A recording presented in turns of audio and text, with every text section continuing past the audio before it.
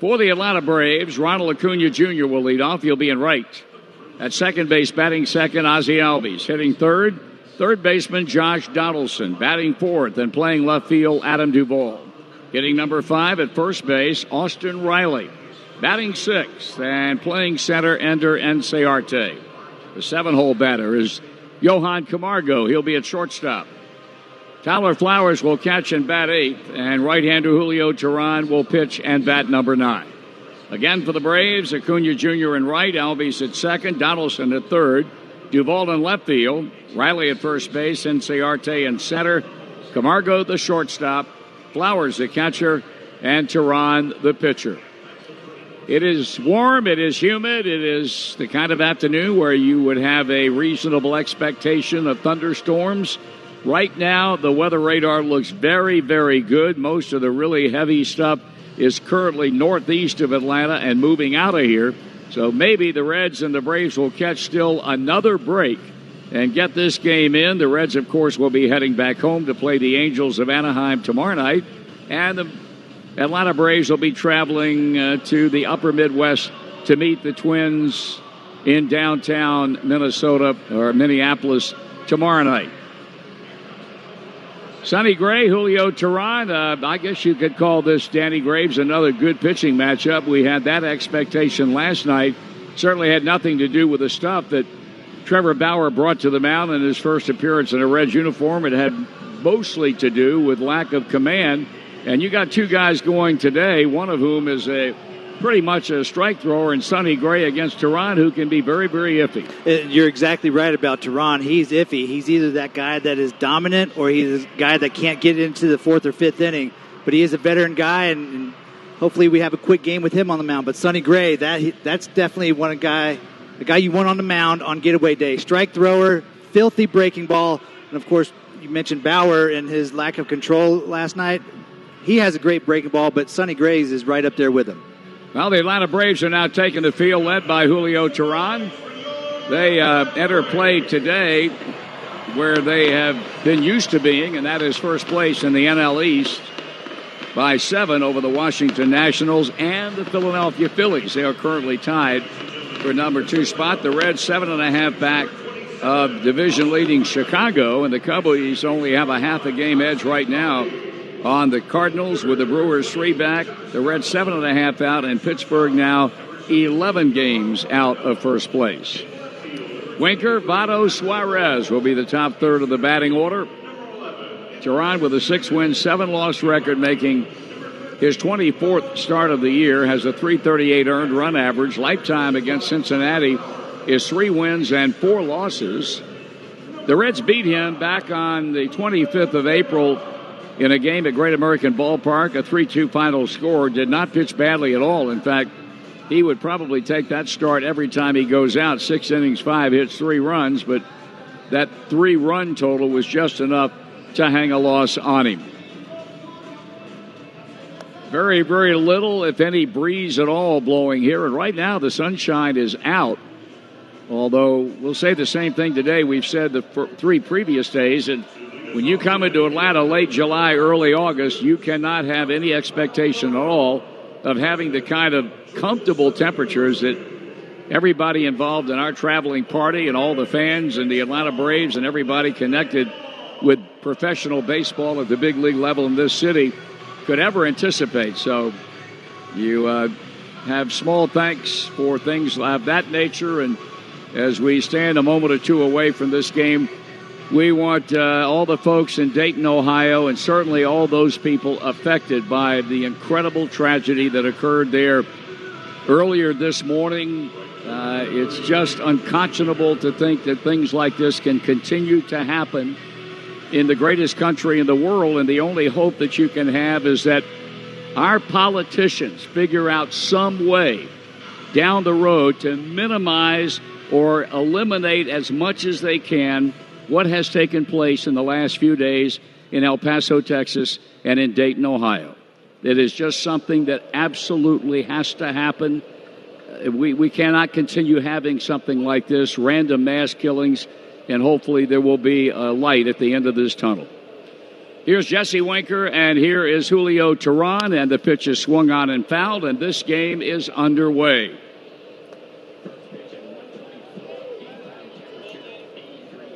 .83 our game time temperature, and our first pitch presented by Belterra Park, Cincinnati. One amazing place to play.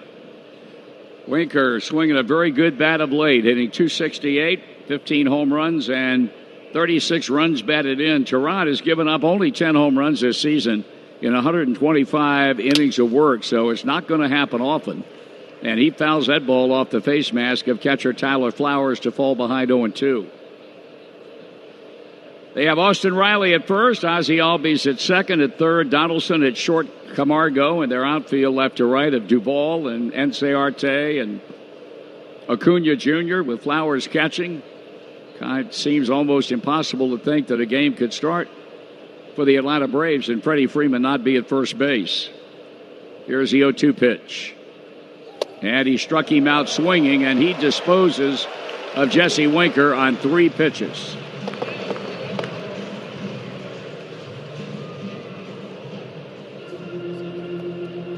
Here's Joey Votto with 1 out, and another comment on Freeman. There's nothing wrong with him, but he has played virtually every inning that the Atlanta Braves have been involved in this season, and even over the All-Star break, there was no rest because he was a starting first baseman for the National League team. So manager Brian Snitker decided that today would be the day that Freddie Freeman is not in the lineup. 1 ball and no strikes on Joey Votto. It is a good thing he's not in the lineup, but as a reliever, you know he's possibly coming off the bench to face you late in the game. That's a great big old bingo right there. You can just take that to the bank. 2 balls and no strikes. Would you think about stuff like that? From the first pitch on, I was already trying to prepare who I possibly had to face. I mean, if you had to face the Cardinals and Albert Pujols wasn't in the lineup. Well, I knew there was probably going to be a chance that he would either I would face him or the 8th inning guy would face him. That's right. Well, you knew it was going to happen. Oh, absolutely. Yeah. Here's the 2-0 pitch, and that's high, ball 3. Or Larry Walker. Yep. Or Jim Edmonds. Sure, good guys. You want me to keep going on? No, you're good. You're good to go. There's a guy here, too, working for the Braves. Ryan Klesko was that guy, too. Yeah. If he wasn't starting, he's coming off the bench for sure. Do you have any success against you?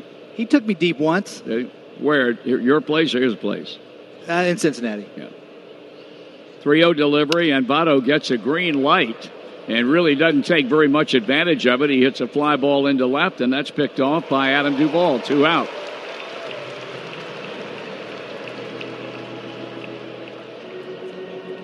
Eugenio Suarez will stand in with 2 down and nothing going on. Our plate umpire is Manny Gonzalez, Roberto Ortiz at first, Anna Iasonia at second, and Sean Barber has joined this crew, and he's at third base today, and Sam Holbrook, I would speculate, getting a day off.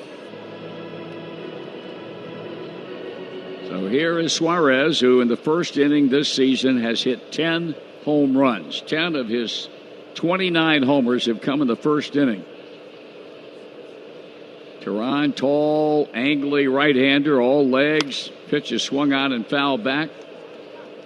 28 years old. Trying to emerge today with his 7th win of the year. New baseball in hand, and Suarez back in the right-hand batter's box against a straightaway outfield, and that pitch is high and away for a ball.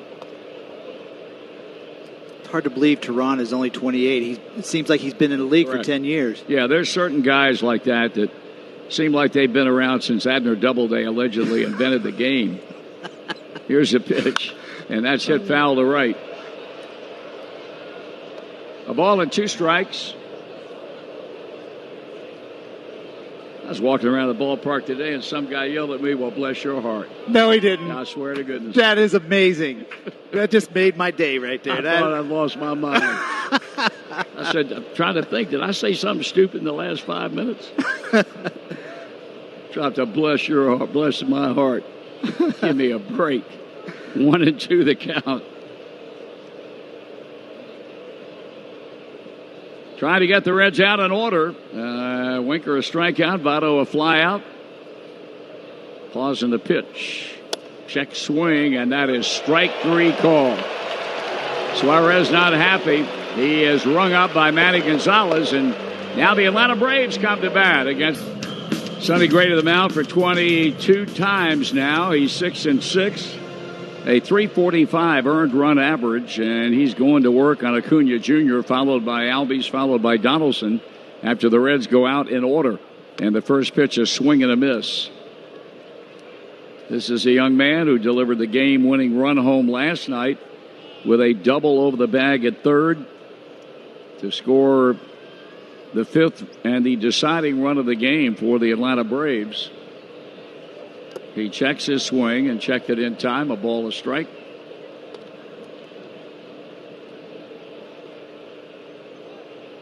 Never has beaten this Braves ball club, although it's a small sample size. He's 0-2. He started in a game the Reds won back on the 23rd of April. 7-6 the final score in that game. Did not pitch well, giving up 6 hits and 4 runs in 5 1/3 innings. And the Reds rallied to win that game by a run. 2 balls and 1 strike. Acuna Jr. batting .288. 26 home runs and 68 runs batted in. The pitch, and that's strike call at the knees. And if he can locate down there all day long, he's going to be okay. I mean, that's 95 at the knees to go along with that filthy slider that he has. 2-2 now on Acuna Jr. with a straightaway outfield. The defense as straight away as you can be in this day and time. The second baseman pulled toward the middle of the infield, and he takes that pitch way off the plate in a full count. Gosh, I remember back in the old days, that little bit right there would be considered a big shift. That's what, no question. That's exactly right. And second baseman Derek Dietrich is still on the first base side of second. But in the old days, that's exactly what they would consider this. Shortstop Iglesias pulled to the hole. 3-2 pitch. And a bouncing ball up the middle, and that's a base hit. You play a normal defense, and that's a routine out. And now he goes to second base as the Reds lollygag to the ball, not expecting that Acuna Jr. was going to do what he just did, and that's never break stride. He just kept right on running and easily beat the throw into second base. And you know, that's a situation where listening to Jeff Francoeur talk about Freddie Freeman and his ability to lead this team, he got on Ronald Acuna Jr. one time for not hustling. Never not hustled since then, and showed it right there with that speed. So they put instantaneous pressure on Sonny Gray with an inning opening and a first inning opening double by Acuna Jr., a 16th two-base hit. Here's Ozzie Albies, who has doubled 29 times. He's among the league leaders in this league, and he pulls it foul. We'll pause for identification on the Cincinnati Bell Reds Radio Network. 18 killed after a man opened fire at a Texas Walmart. That story and more coming up after the game on the home of the Reds, News Radio 700 WLW Cincinnati. 1 strike and nothing on the left-handed batting Albies. Acuna Jr. gets a good lead at second base. Gray eyes him, pitches, swing and a miss. Defense for the Redlegs on the infield. Votto, Dietrich, Suarez, Iglesias, first, second, third, and short. And their outfield of Van Meter in left and Senzel in center and Winker in right. Tucker Barnhart, after giving way to Kyle Farmer last night, gets back behind the plate today. Braves trying to strike here in the first inning. 0-2 the count. The look and the bluff throw back towards second, but nothing going on.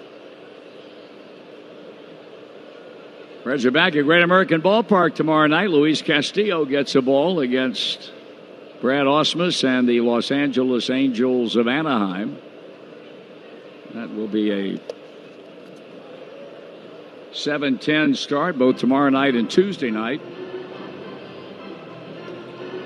Angels have not named an opening game starter, but they have in game number 2. Anthony DeSclafani will oppose left-hander Jose Suarez. If you've never seen Mike Trout play, do yourself a favor. Come to one or both, because you will, as we have stated earlier in this series, unequivocally the finest player in Major League Baseball today Hopefully he will not show that in the next 2 games. But, boy, he's on his way to another outstanding year. You know, even if he's 0 for 8 in those 2 games, to watch him man center field and the way he plays the game, you're not going to see any of that on TV. Mm-mm. Now the 1-2 pitch. That's high. Well, what amazes you when you watch him play and realize his greatness is what a big man he is. Yeah. To be able to run and steal bases and cover center field the way he does day in and day out. And obviously you would have the expectation that he can hit the ball for power, which he most assuredly can, and hit it for average. Swing and a miss. Good pitch up and in to strike out Albies, and he's gone. There's not a thing in this game that Mike Trout cannot do. I mean, he obviously pitched a little bit in high school. I bet if they told him to get on the mound, he'd throw 90 to 95 with ease. Yep. So in the absence of Freddie Freeman, Josh Donaldson is elevated to the 3-hole today. But a very apt choice by the skipper of the Braves with 25 home runs and 66 runs batted in under his belt. Right-handed batter versus a right-hander on the mound, and that pitch is off the plate outside. Got another good crowd here. We had a sellout last night, 42,085 on the heels of 37-7 on Friday and 28-7 on Thursday night. That pitch is high a ball. Everybody loves a winner. Everybody at the end of the day, like it or not, is a front runner. That's the way it is. It's hard to argue that fact. That's exactly. That transcends all sports. Football, basketball. Mm-hmm. They win, they will come. 2-0 pitch. Swing on a breaking ball that fooled him badly. 2-1. Yeah, that's probably why David Bell was walking around the stands last night. Couldn't find a seat anywhere. Yep. Yeah, we understand that the odyssey of David Bell continues. He last night moved around a number of times as opposed to, as he did night before last, sitting in the upper deck on the last row or close to it, and was pretty much stationary all night long. 3-1.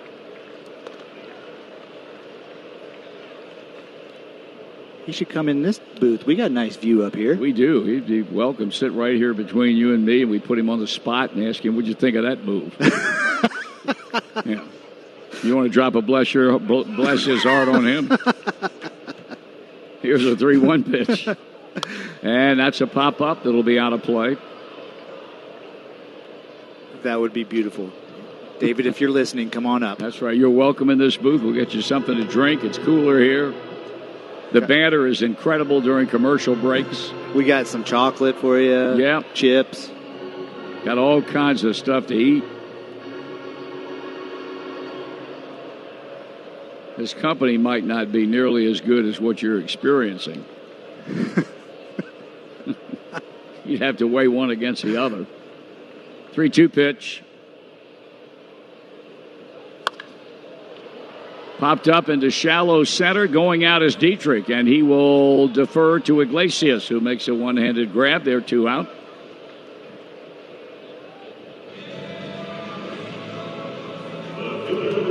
Here's Adam Duvall. Come see the Reds. Be sure you've downloaded Ballpark. It is the official Great American Ballpark app. Check in at the game to unlock special offers, exclusive content, and seat upgrades. Download Ballpark for free and play Baseball Bingo presented by Dynegy. 2 out in the inning. So Sonny Gray now tried to make that leadoff double by Acuna Jr. Wasted effort. Has struck out Albies, has popped up Donaldson, and now gets Adam Duvall. That's a strike. Short time he's been with his club from AAA Gwinnett. .419 batting average, 5 home runs, one of which he's hit in this series to go with 8 RBIs. Got an RBI double in last night's game.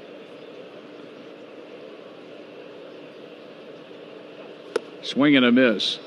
Of course, Duvall's call-up had a lot to do with the fact that Nick Markakis went on the DL after suffering a broken wrist being hit by a pitch, and nobody's willing to state with any degree of certainty when he might be back. They certainly hope it'll be sometime in September, and he'll be at full strength once the postseason begins.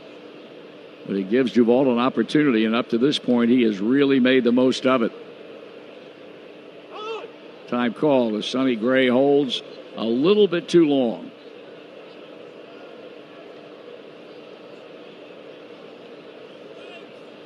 Oh, the ex-Red back in the box. Austin Riley on deck.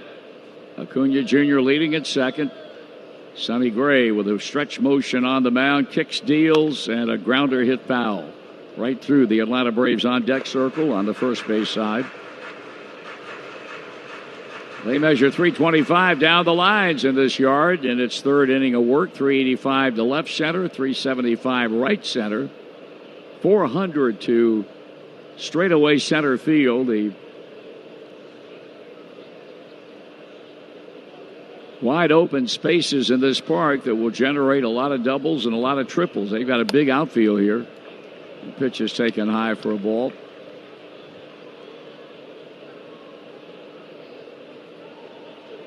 The visiting bullpen out behind the left field fence, and the home bullpen out in, for all intents and purposes, center field. You could say deep right center. The pitch high again, 2-2.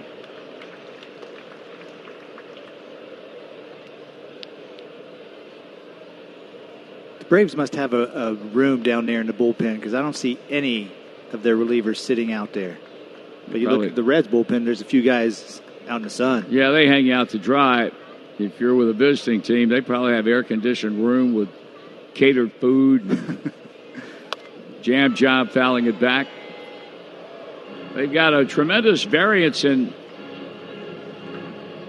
the size of their walls here. A low wall that fronts the visitors' bullpen in left field. That juts out toward left center, where it's got a bit of a rise when the bleachers begin. And it stays that way until it gets just past the Atlanta bullpen, and then the wall goes even higher. A brick wall out in that area all the way to the right field foul line. Just misses with that pitch, and a 3-2 count. And with all due respect to Adam Duvall and the kind of power he can generate, if you make a mistake, you don't want to walk him. Got a young man who slumped badly since the All-Star break, but he homered here 2 nights ago in Austin Riley, and he's on deck. And Sonny Gray has gone as far as he can go with a payoff, and he walked him. And now signals for Tucker Barnhart to come to the mound.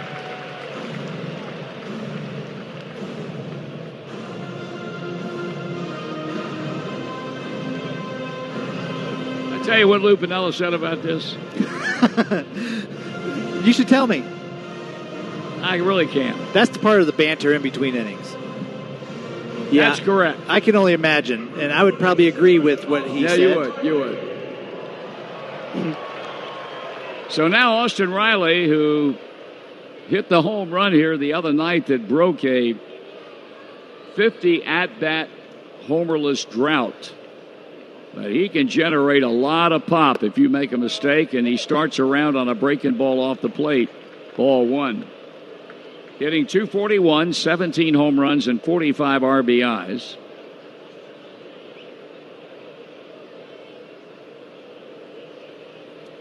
So Acuna Jr. at second. At first base, Adam Duvall. A 1-0 count on right-handed batting Riley.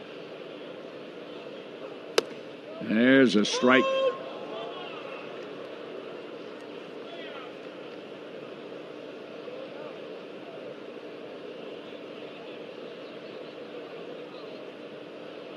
One ball and one strike. 2 on, 2 out. Bottom of the first. No score. Sonny Gray bringing it back to the plate to the waiting Riley. And he swings and misses on a pitch down. Young man been playing professionally since 2015. Last year was at Mississippi, Gwinnett, and the Gulf Coast League Braves.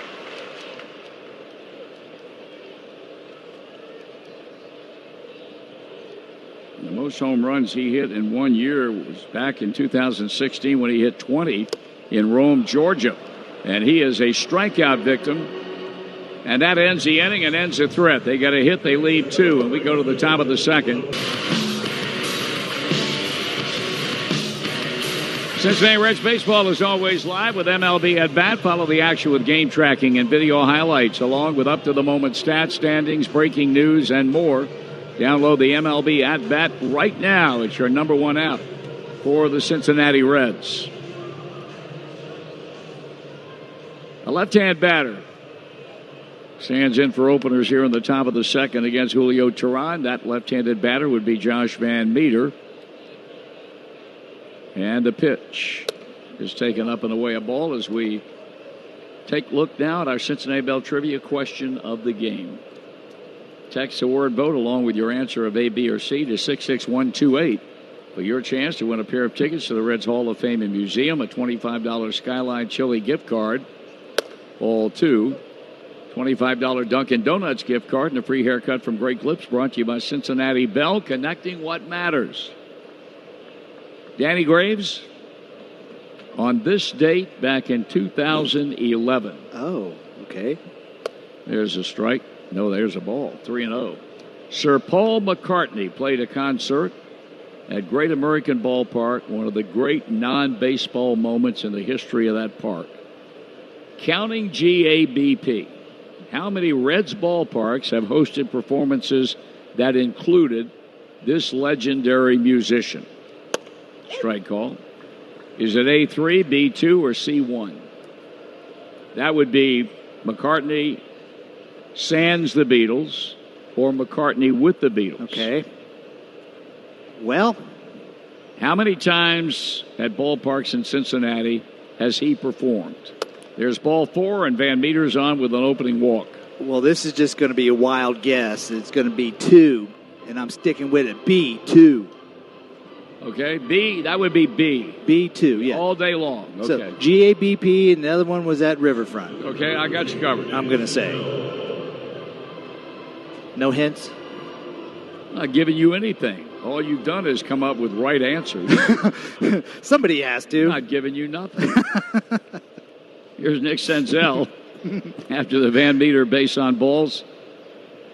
Some things you've never heard in your life. All you do is come up with right answers. That's right. You come up with right answer after right answer. It's the first time I've ever heard that. Well, here's a ground ball to short, and that's a double play.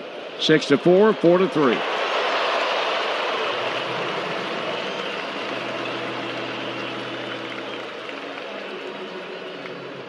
That baby was tailor-made.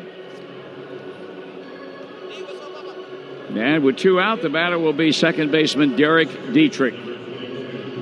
Kind of interesting, Derek getting his first start since the 17th of July when he started a game against the Cubs at Wrigley Field. And in the lineup today, .209 average with 19 home runs and 43 runs batted in.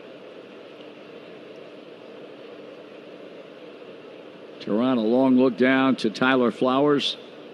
And now working, the first pitch is taken strike. Fans at Kroger, it's easy to place your order online and pick up at the store. Try it today at Kroger.com.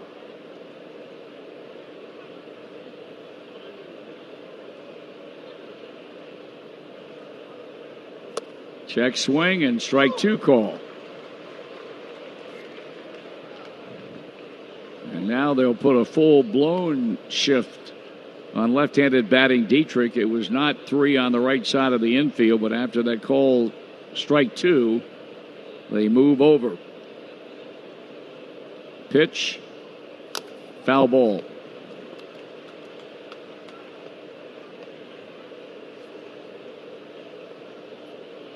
Teheran retired the Reds routinely in the first inning, and 2 of which were strikeouts. And Meter walks. Senzel grounds into a double play.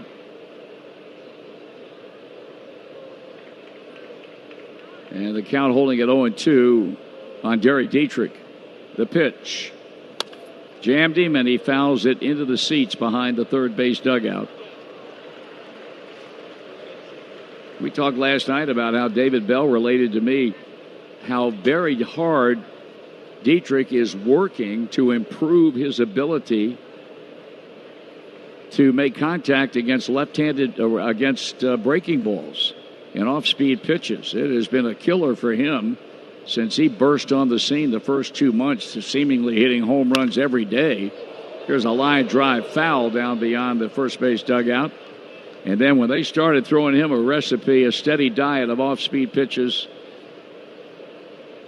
more often than not spinning the ball, it was a drastically different Derek Dietrich. And you can do a better job of reading a breaking ball instantaneously and making the necessary adjustments, even though you may be hitting or sitting on a fastball.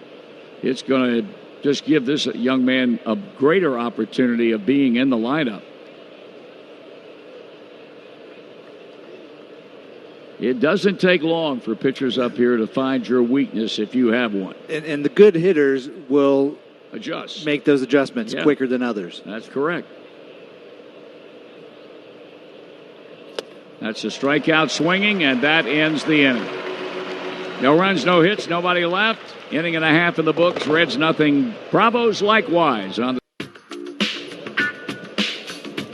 Sonny Gray pitched himself out of a 2-on-2 out situation in the first inning when he struck out Austin Riley, and now will square off against Ender Encearte, the center fielder, here in the bottom of the second, with the two teams showing nothing by way of run production. Gray delivers, and the pitch is ball one as we welcome in our good friend, and we hope yours, from the Cincinnati Enquirer, Bobby Nightingale. Bobby.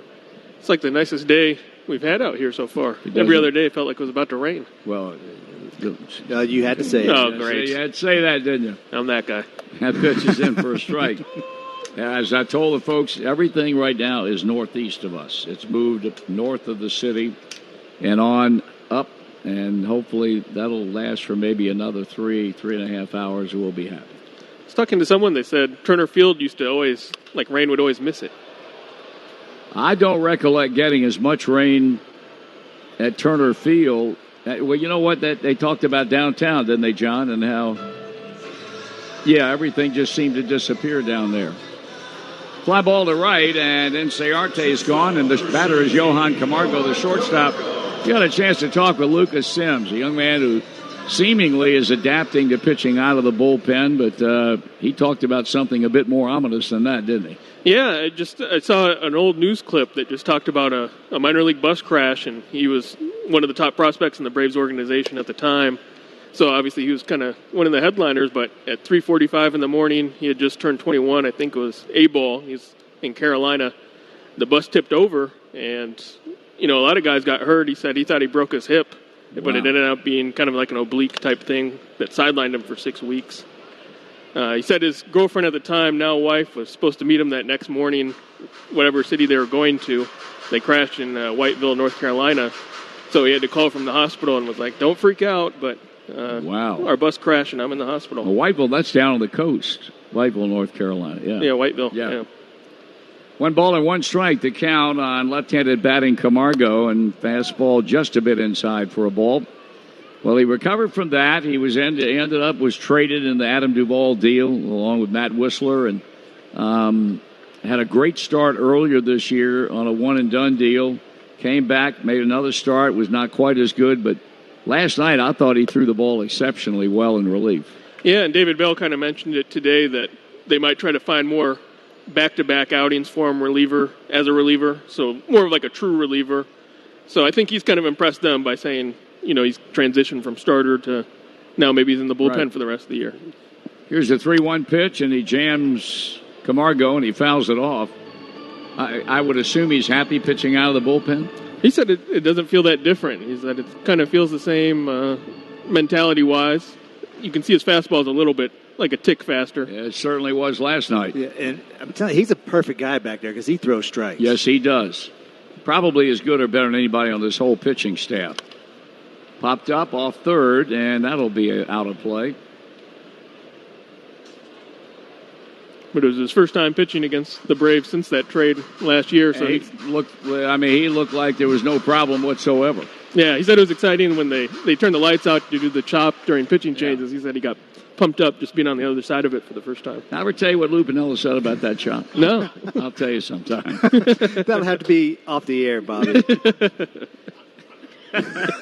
Here's a 3-2 pitch, and that's foul back. I've only brought that up about 5 times. Every time they play the chop, we talk about that. It was a memorable night on the bus leaving Fulton County Stadium to go back to the hotel after the Braves had handed their rear ends to them. 3 balls and 2 strikes.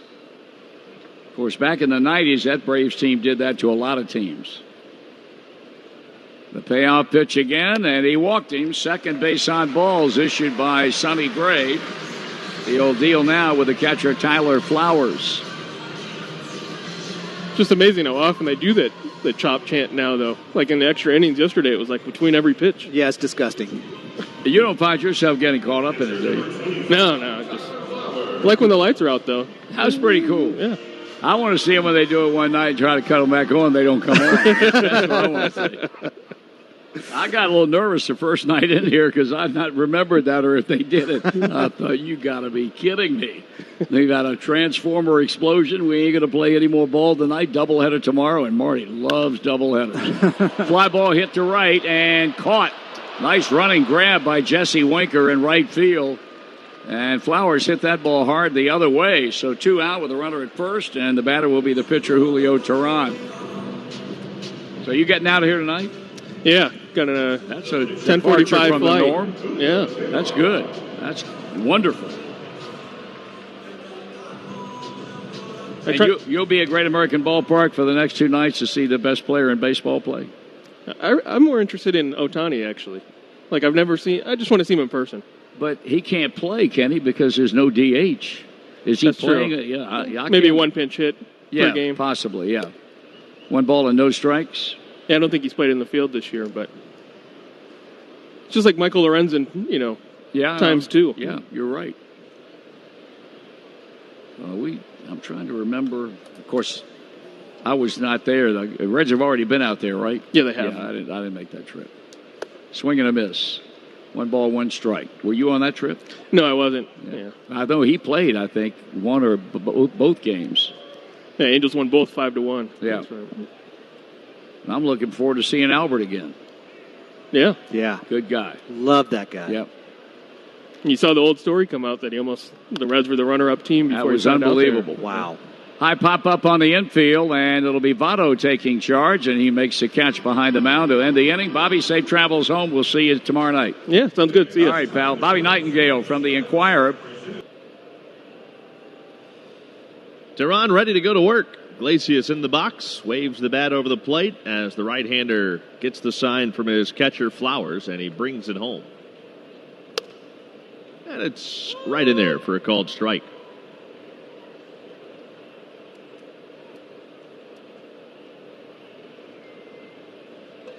Teheran sets up on the first base side of the rubber as he comes set, the high hold, the pitch, and Iglesias grounds it sharply, but right at Donaldson.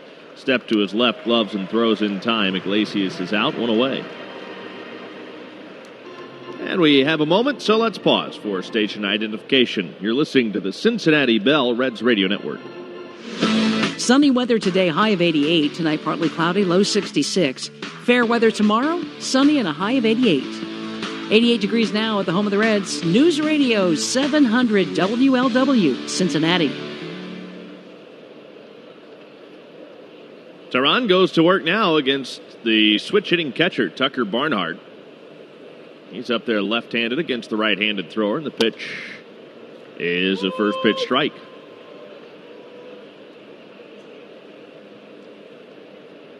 Teheran coming off of a really nice month of July. Season's been a little bit of a roller coaster this year. Barnhart fouls away the 0-1. He's down 0 balls and 2 strikes. Really didn't pitch all that well in March and April. Was outstanding in May. Struggled again through June. Really just a couple of starts. Marred that month, and then his July numbers once again spectacular. It's down and in. Ball and 2 strikes on Tucker Barnhart. You know, and I meant to ask some people earlier, Tehran is strictly from the stretch now, and that's something you don't really see a lot out of starting pitchers. They like to go through the windup and only throw out a stretch when runners on base, but I'm assuming he's doing it because it's less movement and less effort to get to his balance point to deliver. Barnhart takes off the inside corner, 2-2. You see more and more guys doing that now, just to simplify the delivery. And I would think the other part of that, too. Once you get guys on base, you're not throwing with a different mechanic. It's not awkward. Yeah. Exactly. Well, you know, it's so much less movement throughout a delivery if you're just from the stretch. A couple basic movements, and then that's it. Outside. Count runs full, 3-2 on Tucker Barnhart. Bases empty, 1 out. Well, he really credits his fastball command. Feels like that's improved quite a bit over his last 5 starts or so. He's walked 1 today. He's got a full count on Tucker Barnhart with Sonny Gray waiting to bat next. Tehran home with a payoff. And he misses badly down and in, ball 4.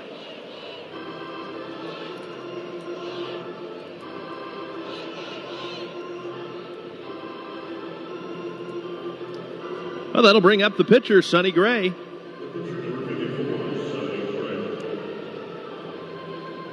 I mean, that's cute. The organist here, well known for playing a bunch of different tunes. And for Sonny Gray, he's playing Sunny Day, the old Sesame Street song. I love it. You ever heard that song before, Tommy? Of course. That was a big part of my childhood.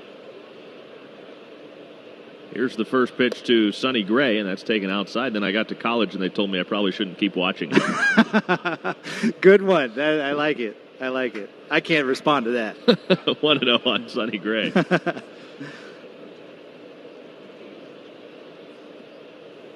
1 on, 1 out. 0-0 our scores. We play in the 3rd. Tehran with a high hold. The pitch. Gray bunts out in front of the plate. In to pick it up, the first baseman. He's called off by Flowers. The catcher picks it and throws in time. Gray's out at first base with the sacrifice is completed. That's his 8th of the year. He has done a remarkable job of getting the bunt down when called upon to do it. Hands down, best fundies at the plate on a sacrifice bunt, Sonny Gray. I mean, he does it with ease, too. There's no nervousness, anxiety. He just puts the bat out and catches the ball with the bat. Textbook. Does exactly what you're supposed to do. That'll be a sacrifice bunt, 2-4. And with the top of the order now, and Jesse Winker, he bats with Tucker Barnhart standing at second and 2 outs. The Reds try to strike first. On this afternoon in Atlanta, in which we have seen a lot of clouds.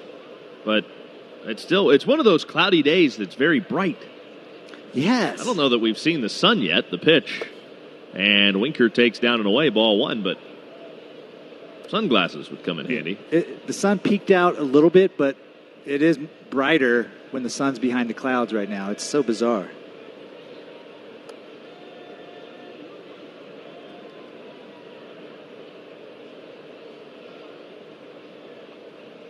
Left-handed hitter, right-handed pitcher.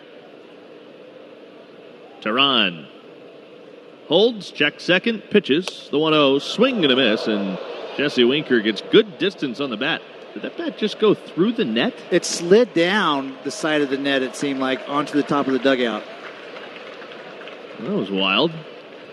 It hit into the net above the first base dugout and then slid across the dugout somehow and went into the stands. Well, that's puzzling.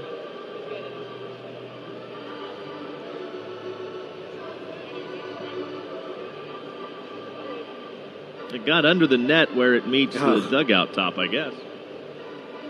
Well, good thing the net is there, obviously, or else that would have just flown right into somebody swinging around like a helicopter. It's one thing to avoid a baseball, which can be tough to do in its own right. A bat that's helicoptering into the stands, that's really scary, too, because those are tough to get out of the way of.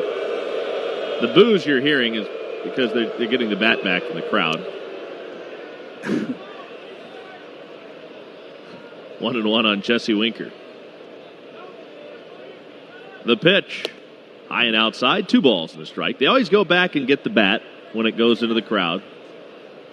Yeah, but Jesse doesn't even want it. Like, he just waved the bat boy back. The whole thing is, I don't think the fans understand, and correct me if I'm wrong, but you can't have a bat in the stands, can you? I don't know that you can. Yeah, I think that's... So that's why they take it. Yeah, that's probably not good practice to have. No, it wouldn't be smart to allow big bats coming in the stands every day. No.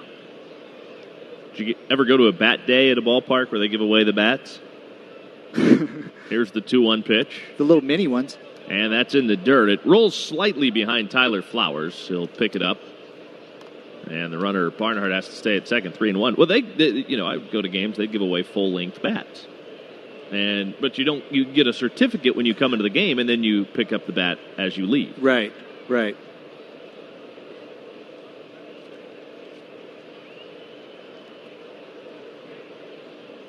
Runner at second, 2 outs, 3-1 on Winker. See if he can drive in Barnhart from second and get the Reds on the board. The Braves employ the shift against Winker and load up the right side.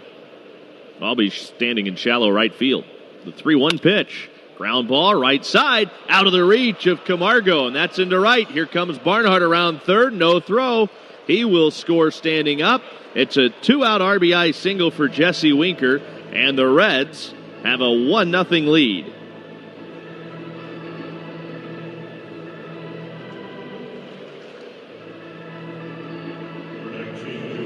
He hit that right through the shift. You think even with a ground ball on the right side, it's going to be tough to get that through, but he did. Got it right past Camargo, and Ozzie Albies, even in the right field grass, still couldn't get to it. It was too far to his right. And, Jesse's done that quite a few times in the last 3 games here in Atlanta. They've got this specific shift, and he hits right through it, so they're obviously not getting the same information because he's beat the shift a bunch of times.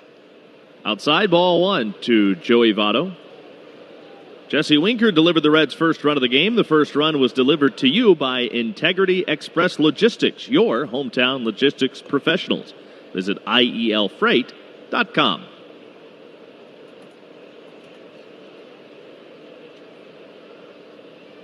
Teran home with a 1-0 to Votto. It's outside, 2 balls and no strikes. And can I just state a fact real quick? Yes, absolutely.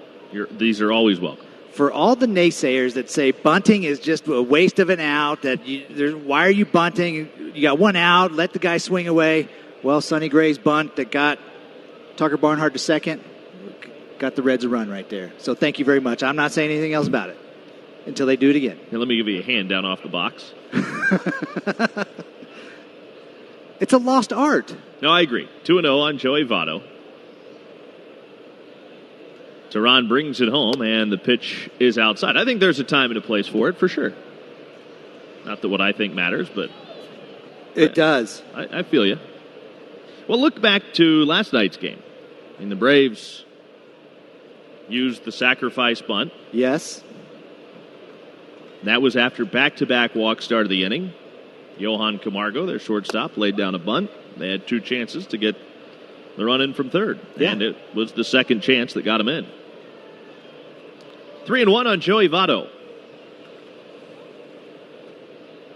Unfortunately, there'll always be somebody to say that a bunt is a waste of an out. I understand that perspective, too, though. I get both sides. But also, you could also say, well, sacrifice fly is wasting an out, or a ground ball when the infield's playing back to get an RBI, that's wasting an out. Guys sacrifice themselves for outs. Mm-hmm. Here's the 3-1. And a swing and a miss by Votto, and that'll fill up the count. You get what I'm saying? I get what you're saying. I think, going back to the bunt, I think there's a time when you've got a guy up there, maybe you've got a string of guys that are coming up, and you'd rather take your chance and have 3 tries for those guys to get a hit as opposed to just 2. But, there's also times where 1 run can be the difference in a game. Right. And I understand playing for that 1 run. Here's the payoff. Winker's running, and the pitch misses. Ball 4. Joey Votto draws the walk.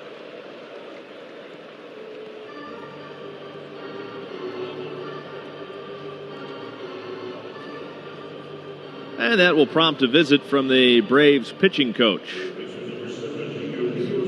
Meanwhile, Tyler Flowers was still squatting behind home plate, and Marty Reed looked in and said, hey, why don't you come out here and join us? So he does. You know, in Flowers' defense, it's probably since the new rule of you only get so many trips to the mound, he probably didn't think this was a time that was needed to waste a trip. Who knows? Cincinnati Reds baseball is always live with MLB At Bat. Follow the action with game tracking and video highlights, along with up-to-the-moment stats, standings, breaking news, and more. Download the MLB At Bat today. It's your number one app for the Cincinnati Reds.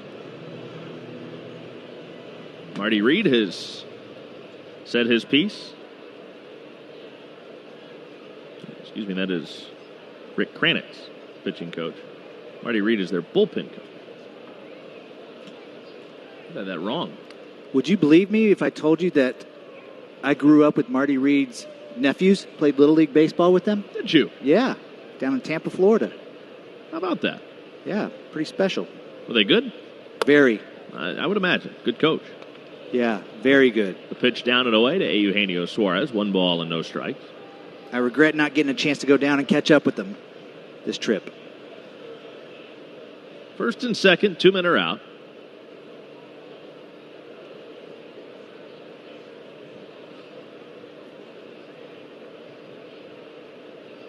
Teran gets the sign. A high hold. And the 1-0 pitch. And that misses down and away. 2 balls and no strikes on Eugenio Suarez. And all of a sudden, Julio Teran's really having some control issues in this third inning. A run home for the Reds. It's 1-0. First and second, still 2 outs. Well, the thing with Teran, and I know I mentioned how easier it is to throw out of the stretch majority of the time, his delivery has a fast tempo. Strike to Suarez, 2-1. So I think that sometimes it's easy to get out of sync when you're so quick to the plate, and then when you get in a little bit of trouble, you try to get quicker to correct things. But that's kind of the opposite of what you need to do. Is you need to slow it down a little bit to get your bearings and then get your mechanics back.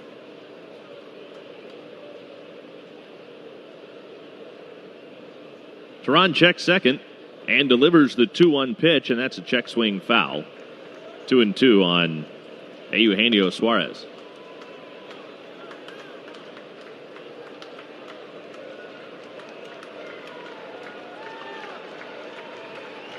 Base hit could net the Reds another run. Jesse Winker's down at second base. Votto's at first.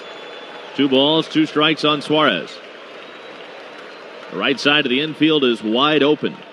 Ozzie Albies playing almost directly behind second base, shaded just slightly to the first base side.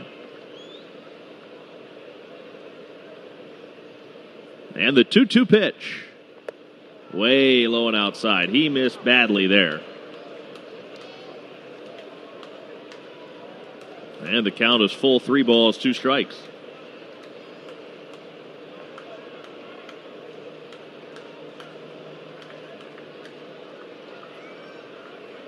Suarez whips the bat out over the plate, waiting on Teran, who's taking a lot of time now between pitches.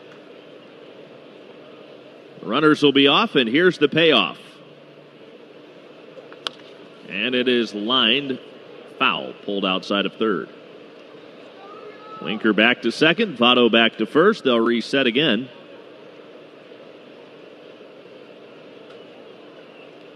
And we'll try this 3-2 once more.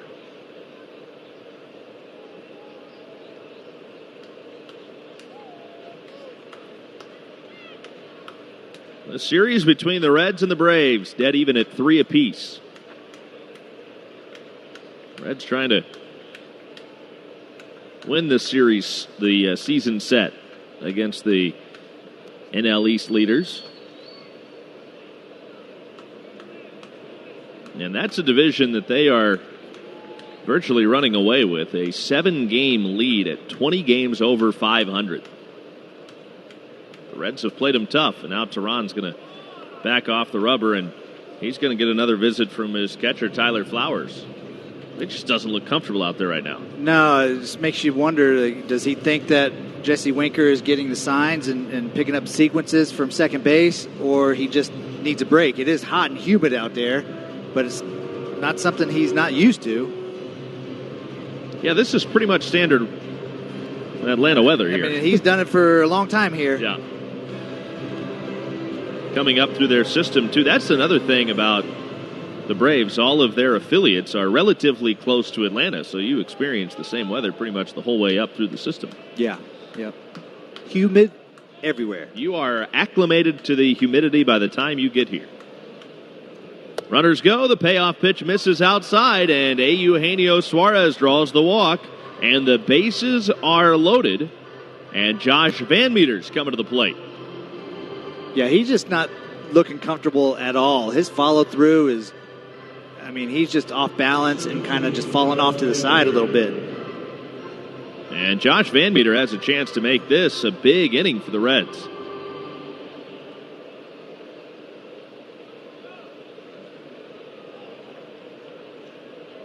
Winker's at third, Votto's at second, Suarez at first. Teheran has walked 3 Reds in this inning. And he's given up 1 hit, and that was Winker. An RBI single, scoring Barnhart from second to get the Reds on the board. High hold of the pitch to Van Meter. He takes, down and in, ball 1. And I know this might seem a little minimal, but that's a great take by Van Meter.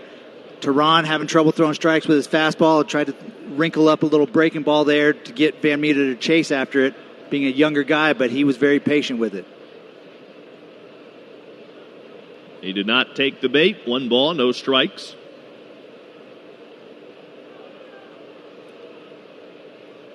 Teheran scrolling through the signs, and now he'll want them once more. Van Meter really got hot for a little bit. And, I mean, he was as hot as they get. He's cooled off. Just 1 for his last 10 at-bats. He walked his first time up today. The 1-0 pitch. And Van Meter pops it foul left side.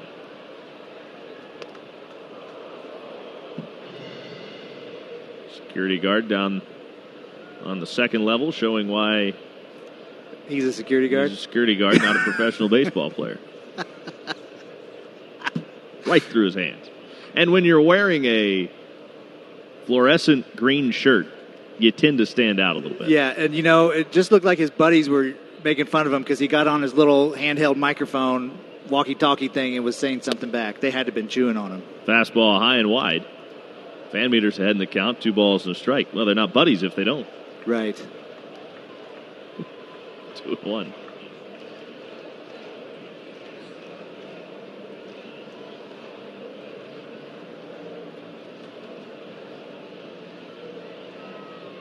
Van Meter can afford to be real selective right now. 2 balls, 1 strike. Teheran struggling with his command, and he misses low. It's 3-1.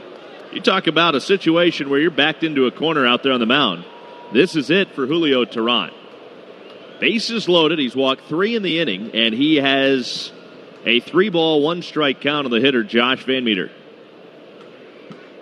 He can look for his pitch in his spot right now. And swing as hard as you can. Well, you know he's going to do that. Here it comes. Fouled straight back. He put a good swing on it. That was a fastball over the outer half. I don't know that was necessarily a pitch that Van Meter could pull, but he could certainly go the other way with it with some authority, but he fouled it back instead.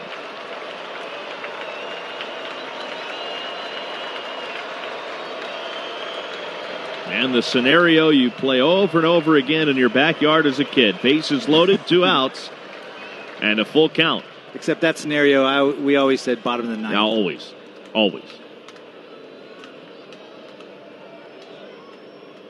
And Teheran again, backing off the rubber. I mean, just taking a lot of time. He just does not, and you mentioned it a moment ago, doesn't look comfortable out there at all. No, the frustration is setting in. Maybe he's just not syncing very well with Tyler Flowers behind the plate.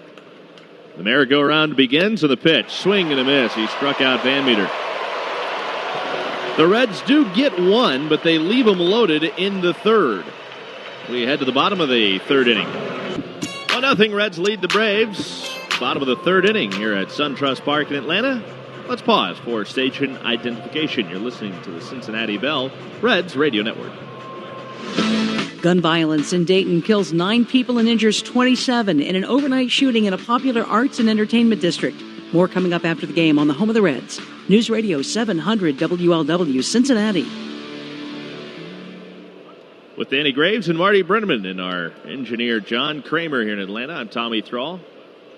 1-0 Reds, and the first pitch is a strike over the outside corner to Ronald Acuna. He didn't like it as he leans his head way back after the pitch was called. Perhaps a generous strike call for Sonny Gray, but he'll take it. It's Absolutely.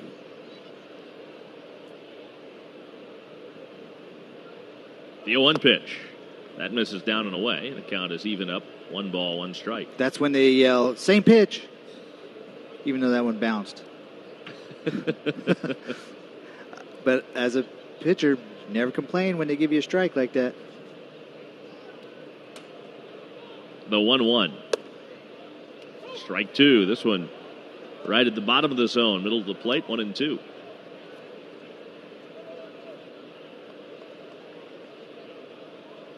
One nothing Reds lead. Acuna down to the count. 1 ball, 2 strikes. Gray brings it home, and Acuna started to offer at it, did not, and he takes a ball, 2-2. He takes a ball right down the middle. That might have been the most strike of any of the 4 pitches he's thrown. 100%. That split the plate. Center cut right there. The 2-2. That's low. Count will run full 3-2. Well, that's all right, Manny. Manny Gonzalez, our home plate umpire tonight.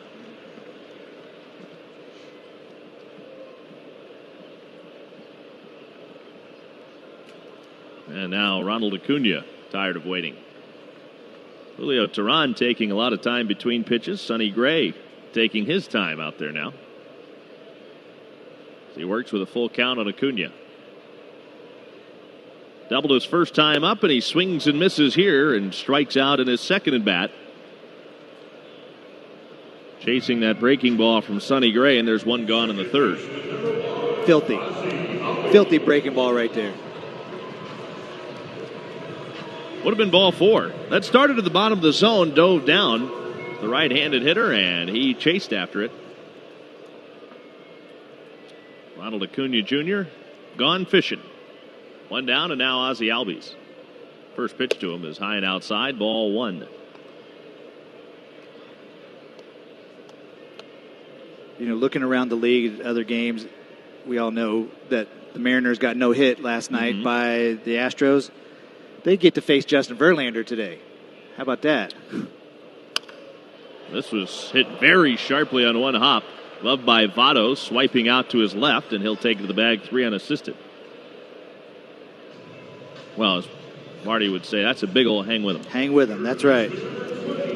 That's right. 2 men are gone. Albies retired after the strikeout of Acuna. Now Josh Donaldson bats with the bases empty, 2 outs, and the Reds up 1-0 in the 3rd. And just to update you, through those 2 innings, Verlander's given up no hits and struck out 4 already. I have a feeling if there's a no-hitter today, it won't be a combined effort. No. Verlander will not let A.J. Hinch take him out of the game. No, not if he is not allowed a hit. Fouled back by Donaldson, strike 1.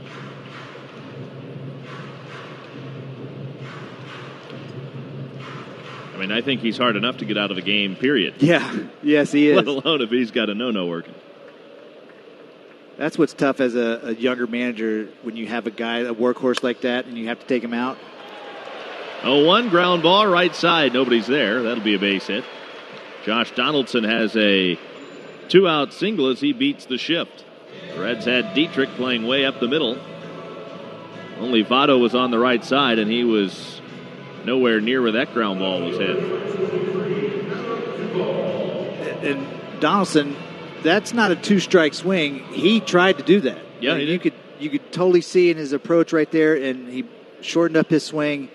I mean, he's typically the guy that's trying to yank it, and he just punched it over there. Now he can mash, especially over his 6-game hit streak that he has just stretched to 7. Adam Duvall, speaking of hot hitters, takes a first pitch strike, and it's 0-1. He is 13 for 31 since being promoted from AAA this year. I think the most impressive is the 5 home runs in that stretch. The pitch to Duvall is a little bit low and inside, and that'll even the count. 1 ball, 1 strike.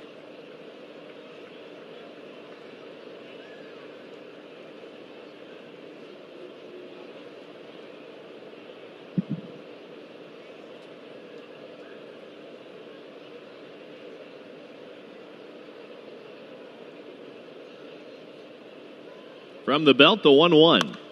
And it's popped up on the infield over near first base. Joey Votto waiting for it to come down. He'll make the catch, and the inning is over. 2-out single by Josh Donaldson. He's left stranded at first, and this game moves to the 4th. 1-0 Reds as Nick Senzel leads off the Reds' 4th inning against Julio Teheran.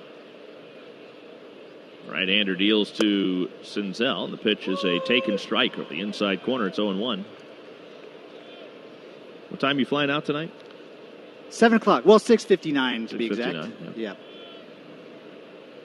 Direct flight. If this game zips along, you're going to have a chance to stick around and watch Gary Sinise and the Lieutenant Dan Band. Yeah, how about that? Here. I mean, I'm so jealous. He's 2 booths down. I already told Chip Carey to send him down here.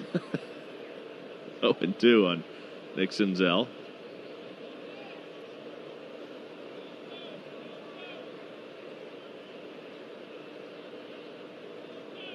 The high hold, Tehran's 0-2 pitch. And strike 3 called. Outside corner. Senzel's punched out. And that is 5 strikeouts for Julio Teheran this afternoon. 1 away in the 4th, and the batter is Derek Dietrich. Talk about a guy that's mired in a slump. Talking with David Bell about it today. Said he is really working hard, doing everything he can try to bust out of this drought that he's in right now. In fact, he is just 1 for his last 14, now 15 with a strikeout in the 2nd. And with that strikeout, he has struck out 11 times in his last 15 at-bats. The pitch misses high and outside for ball 1 to Dietrich. He said it certainly isn't a slump that is from a lack of effort. He is working very hard to fix his swing. A little check foul over by the third base dugout. 1-1 on Dietrich. And when he was as hot as he was, you would expect that teams are quickly going to make the adjustment against him. They did. And he is seeing a lot more breaking balls now, down. And when they throw him a fastball, they're elevating that fastball up. 1 ball, 1 strike on Dietrich. The pitch. And he pops it foul back this way. It'll land just below us. Well, the thing with a guy like Dietrich, he did get off to that great start, of course, but when you become a role player again and you don't get many at-bats in between, and he's getting his pinch hit opportunities, but a guy like that needs to have consistent at-bats. And right. I think if he gets 3 or 4 at-bats a few games a week, you would see him come out of the slump. But as Marty mentioned earlier, he hasn't had a start since the 17th of July. And that's inside. It hits Dietrich. And he will go hobbling down to first base. Looked like that one may have got him down around the shin or ankle area. Oh, yeah, right on the ankle. 23rd time that he has been hit by a pitch, the most in the major leagues. That's the 3rd most in Reds history. He's 1 behind Jason LaRue, and now 4. No, make that 3 behind Shin-Soo Choo. Jose Iglesias will bat. Dietrich's on at first base. 1 out. There goes Dietrich. And Iglesias swings and shoots it just fair over the first base bag and down the right field line. Dietrich's around to third base. He'll get the stop sign there as Iglesias scoots into second with a 1-out double. Oh, he just shot that low liner right over the bag. Down that first base line, kept it fair, barely. And the Reds are in business with runners at second and third, and only 1 out in this 4th.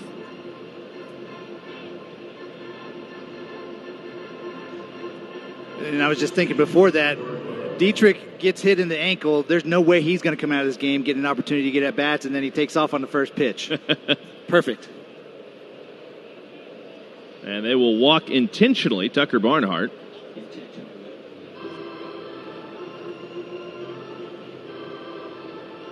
And Sonny Gray stands in with the bags packed and one out.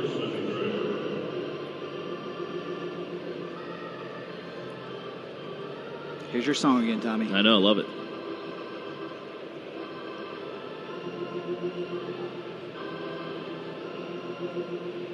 Gray sacrifice bunt, his first at bat. You know what? You could do it again here. And I sometimes advocate that with the bases loaded. I know if you don't get a good bunt down, it could be a double play. But I feel like if you're a guy that can handle the bat, you may actually have a better chance to stay out of the double play if you can get a good bunt rolled out there, and you might even be able to steal a run out of the deal. Yeah, I think you'd have to have more of a push bunt type instead of just a regular sacrifice bunt. Corners are tight, though, against Gray. Teran, a high hold. And the pitch. Swinging strike. No sign of a bunt. 0-1.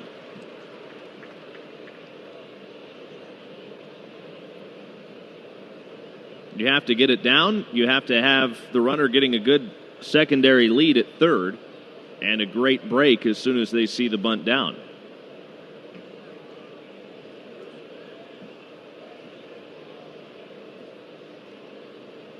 The 0-1. This time he does, and it's a good bunt. First base side, and no play at home. Gray is tagged out by Riley, who fielded that charging in. He tags Gray. Sonny Gray is out.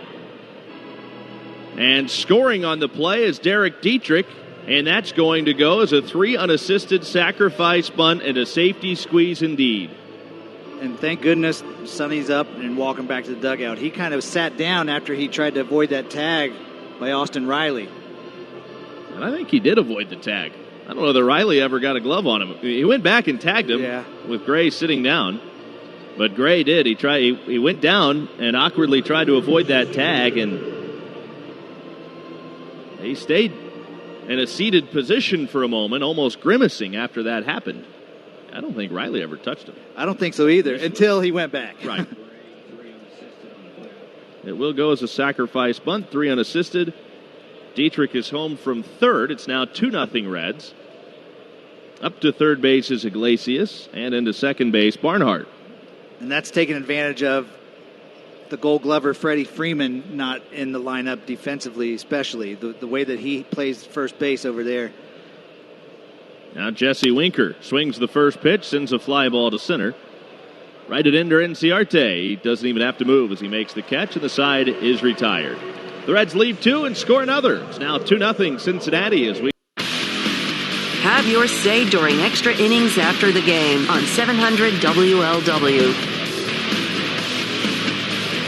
2-0 Reds lead the Braves, and Braves will come to bat in the bottom of the 4th inning.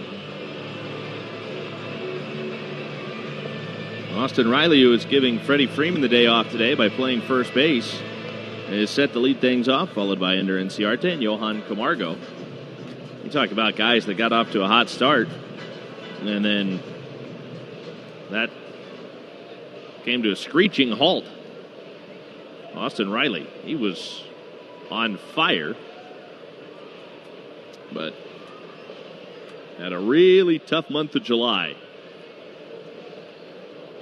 Sonny Gray brings it home, and Riley hits it sharply on the ground over the third base bag and down the left field line. It hits off that sidewall, caroms out into left field, but into second base easily. With the leadoff double is Austin Riley. Well, the Braves have had base runners in every inning. They keep that trend up here in the 4th.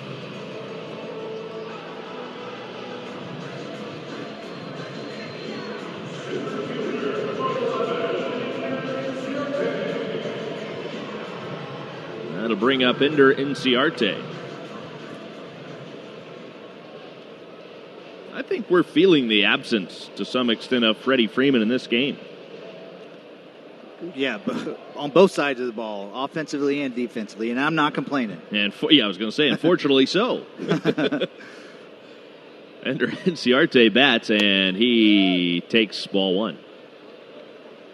You wonder if the ball that Gray bunted up the first base line may have been handled differently if Freeman were in there. Gold Glove winning first baseman, and he is just steady in all aspects of the game. Freeman getting just his second day off of the season. The pitch up and in, and that spins Inciarte out of the way. It's amazing. He's a workhorse for sure, but that particular play, Freeman's the kind of guy that he's seen that a numerous amount of times, and knowing that he possibly didn't have a chance to get Dietrich at the plate, possibly would have let that roll and see if it went foul. 2 balls, no strikes, the count on Inciarte. Runner at second, nobody out. Gray check second. And now, right as he lifted the leg to pitch, time called by Inciarte and the plate umpire, Manny Gonzalez.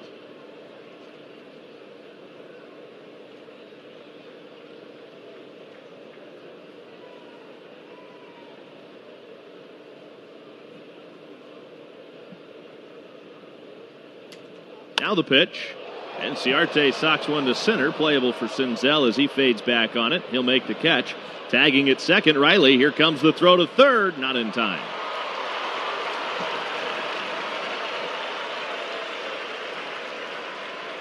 A productive out for Ender Inciarte. Moves the run up to third base now. I didn't initially think that was deep enough, but kind of caught Senzel back on his heels a little bit where he couldn't get behind the ball and get everything on that throw. The throw was on target on one hop to Suarez, but not quite in time. Riley's at third base. Johan Camargo, who drew a one-out walk in the second, stands in. This is the first time this afternoon that the Braves have had a runner at third. The pitch to Camargo, fouled back, strike one. Despite the traffic on the bases today, Sonny Gray's done a nice job of keeping the Braves off the scoreboard to this point.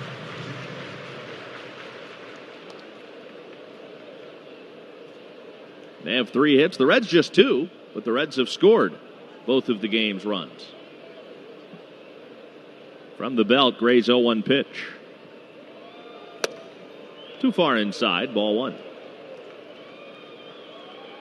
Came in with the fastball.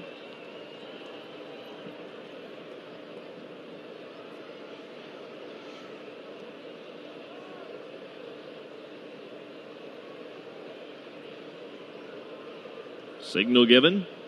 Gray home with the 1-1 pitch. Grounded foul into the Braves' first base dugout, 1-2.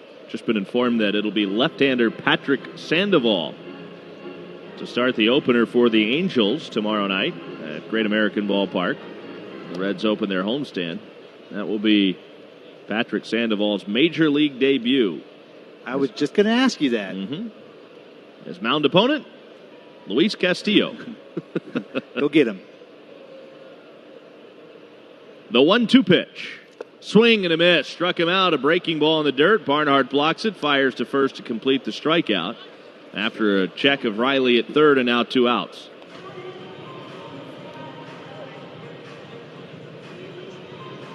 Gosh, you know, as a rookie or making his major league debut, what's he more nervous about, his major league debut or playing with Mike Trout? And Albert Pujols, for that matter. Was there anybody when you got to the big leagues that was in the clubhouse? Yeah, Barry Larkin. That's right. You've talked about that. Yeah. He introduced himself to me, and I said, I know who you are. But I said it like with a cracking voice. I was going to say, it was probably came out a little bit more like, yeah. Here's the pitch. Swing and a miss. Strike one. Tyler Flowers behind the count.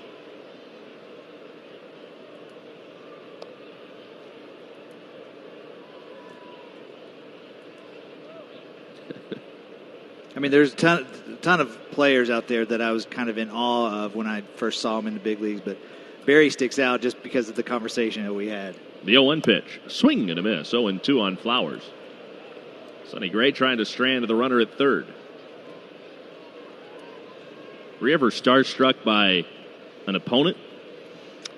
A little bit.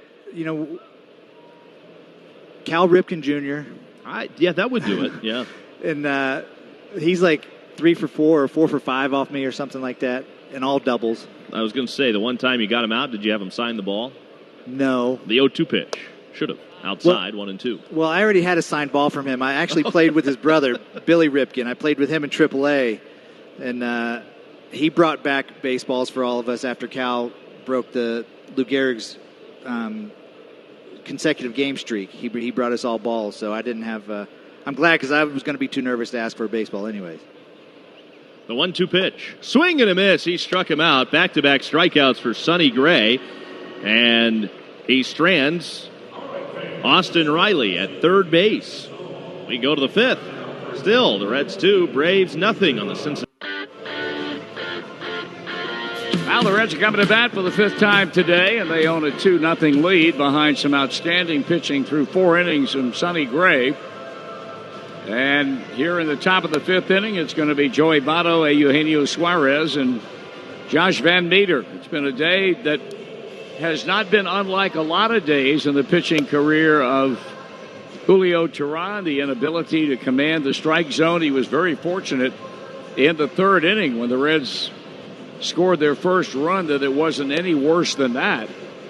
He walked 3 batters in the inning, gave up a hit, but came out with only 1 run charged against him. But then they got the second run in the last inning on that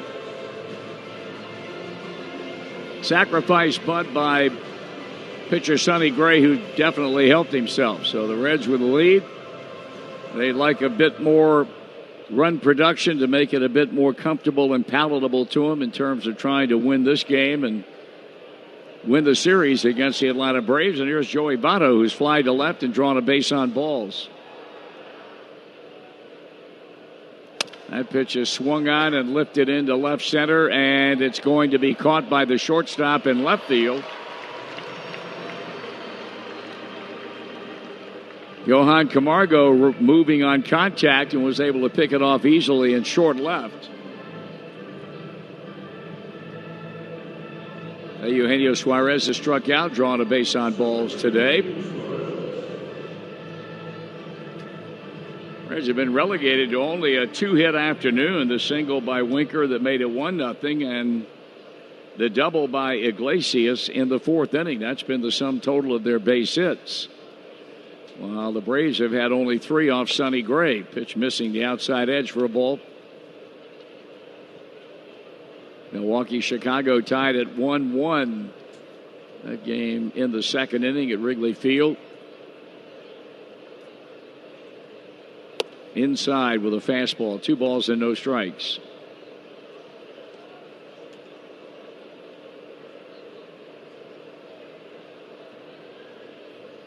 Suarez back in the box, taps a play with the head of the bat.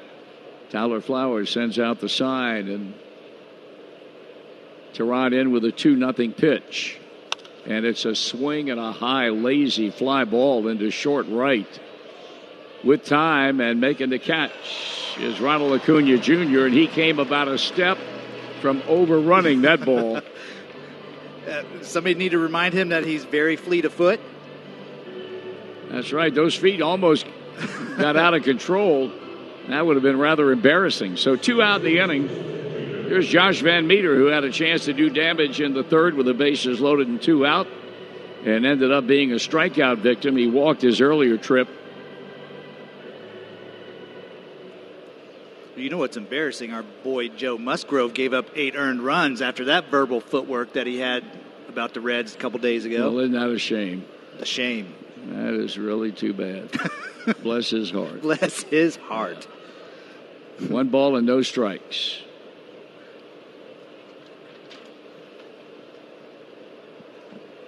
Reds were out in order in the 1st inning. That's the only time that Teheran's been able to do it today. He started very impressively in the opening inning. Fastball stays high, 2-0. He's sitting now on 74 pitches. And you'd really, quite honestly, think it'd be a whole lot more than that. He threw a ton of pitches in the 3rd inning when he was struggling to throw the ball over the plate.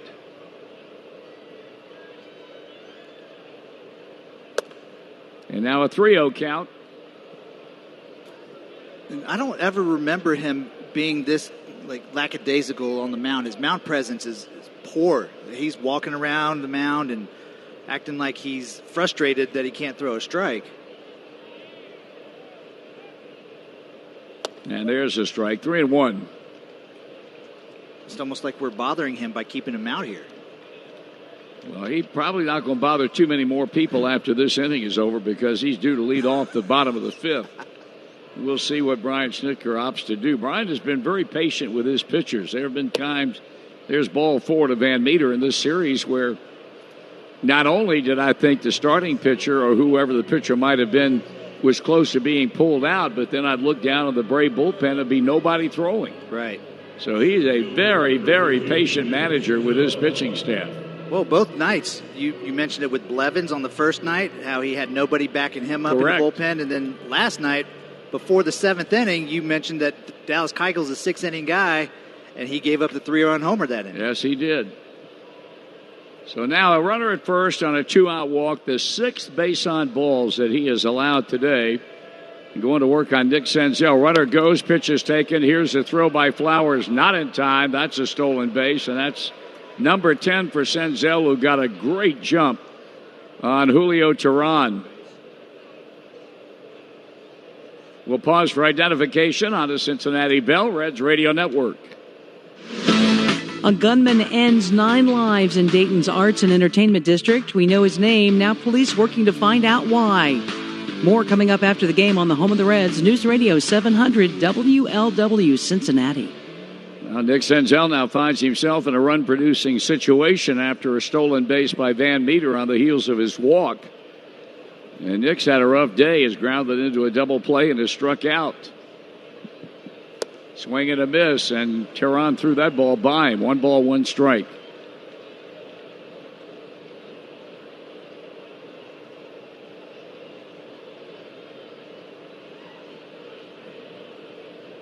Reds have left 5 runners on base, all 5 over the last 2 innings, loaded in the 3rd, and then 2 on in the 4th. There's a swing and a base hit into right, and now you got to hurry up. Here's a throw by Acuna Jr. Not in time. Safe on a headfirst slide by Van Meter. And the Reds lead 3-0. Bang, bang play at the plate. Van Meter seemingly got his left hand across the back edge of the plate as Flowers took the throw and applied the tag. And maybe it's going to be close enough that the play manager will say, take a look at it. We'll wait and see.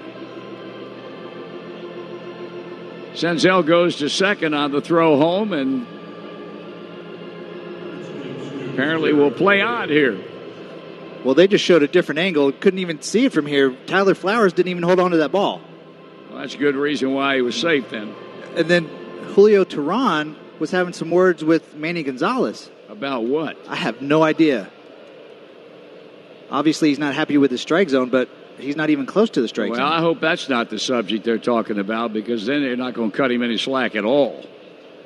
Here's Derek Dietrich, and he fouls. Good job by Senzel punching that ball into right, and Van Meter turned it up a notch to get safely into the home, and the Reds now with a 3-run lead.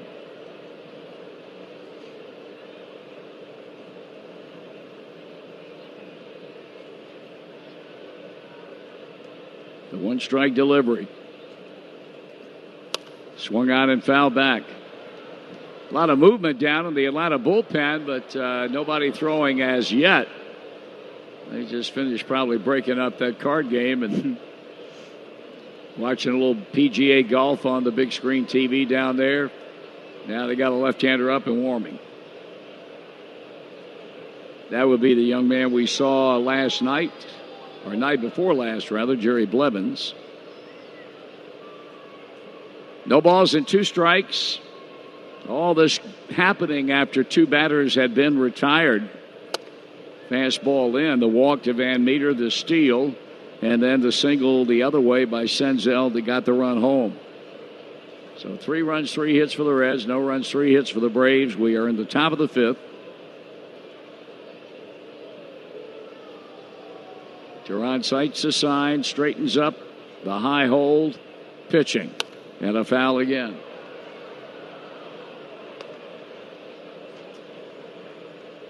I got a feeling, knowing that Teron probably knows he's done after this, he might get himself thrown out on the way back to the dugout. That ever happened to you? No. Boy, I'd never argued with an umpire, never questioned. They loved you, huh? And I loved them. Oh, yeah. I was first name basis. I made sure that they knew I was a nice little boy. Well, I'm going to confirm that with some guys that I periodically see or talk to, guys like Bruce Fremming and Eddie Montague and people like that. Bruce don't remember anymore. He don't remember a lot. He's one of the great storytellers of all time. Yeah, he is. I'll tell you that much. 1 ball and 2 strikes, 2 out. Base hit means another run and another foul ball as Dietrich hangs in. There's so many new umpires these days, not many around. Dan Iasonia was one that was around when I was playing. Jerry Davis was around. Jerry Davis was around, yeah. Let me see who else I can. Laz Diaz, I saw him in the airport in Milwaukee about a month ago. Did you chat with him? I did. Good. I did. Yeah, there are a number of them still around that were working when you were in the league. The pitch. Fly ball. Infield variety. 3 converge. Albies calling, and he'll give way to the shortstop, Camargo, who makes the catch. And Ozzie standing there with his glove on his hip saying, what the hey? 1 run, 1 hit, 1 left.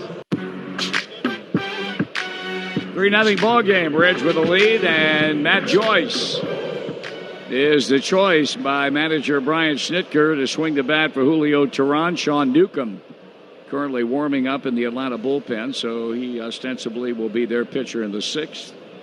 First pitch by Gray to the left-hand batter, and it's ball 1.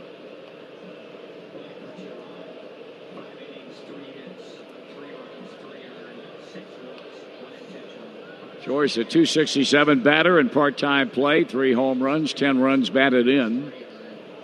And he chops one third base side, fielded by Sonny Gray. Nice play.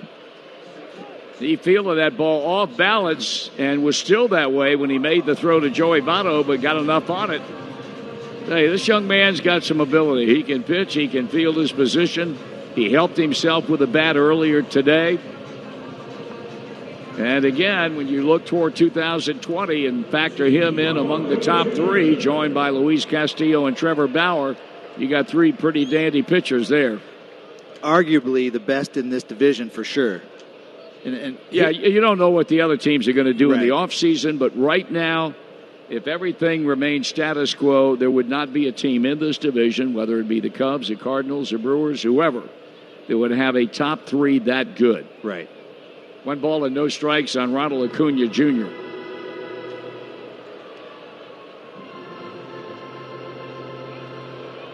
He opened the first inning with a double, and you said, oh, boy, this is not good. And when the inning ended, he was still at second base.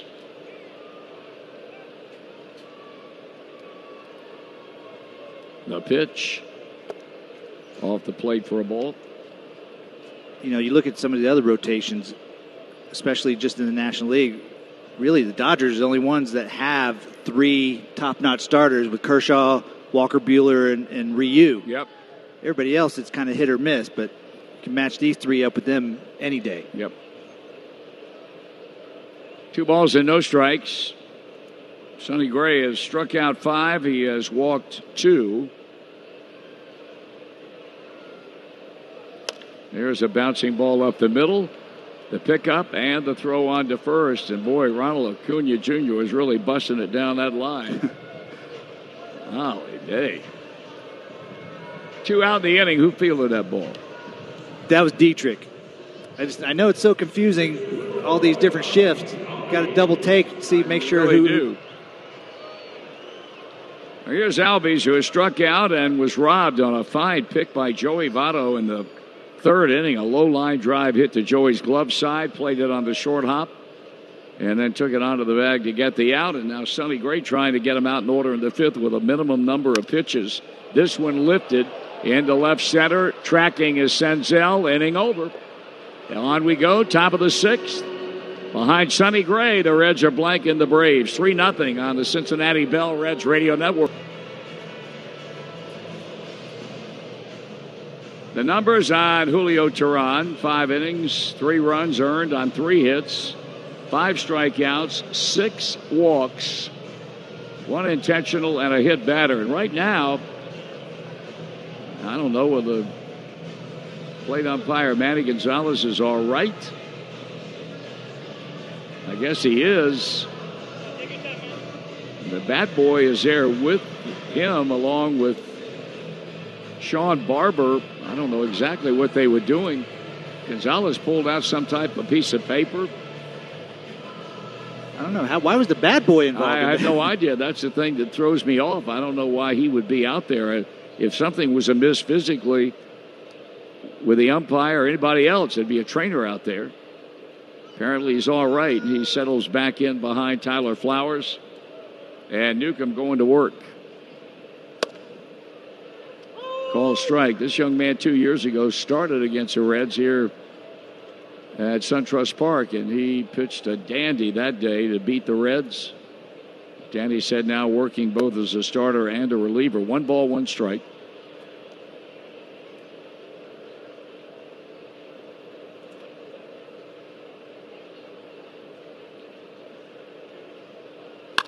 That one is stung to center field and caught. That ball hit a ton by Iglesias, and then Ciarte got it. Yeah, that sounded very loud. Tucker Barnhart yet to get an official at bat. He walked in the 3rd and scored a run. He was intentionally walked in the 4th inning.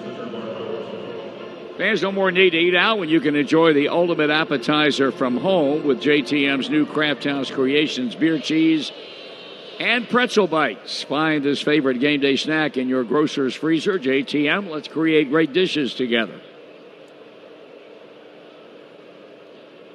Ball 1. And fans, it's time for Ask Marty. Really? Yes, sir. Where you can ask the Hall of Famer to give his thoughts on any subject, baseball or non-baseball, presented by CBTS. And this question today is from Irish Kevin, 1979. Irish Kevin, 1979. It was a very good year. For as long as I can remember, in the National League, the pitcher traditionally hit in the 9th spot. Correct. It seems like Brian Price changed it up to have a position player bat 9th, and David Bell at times continues that. What is the significance of this, if any?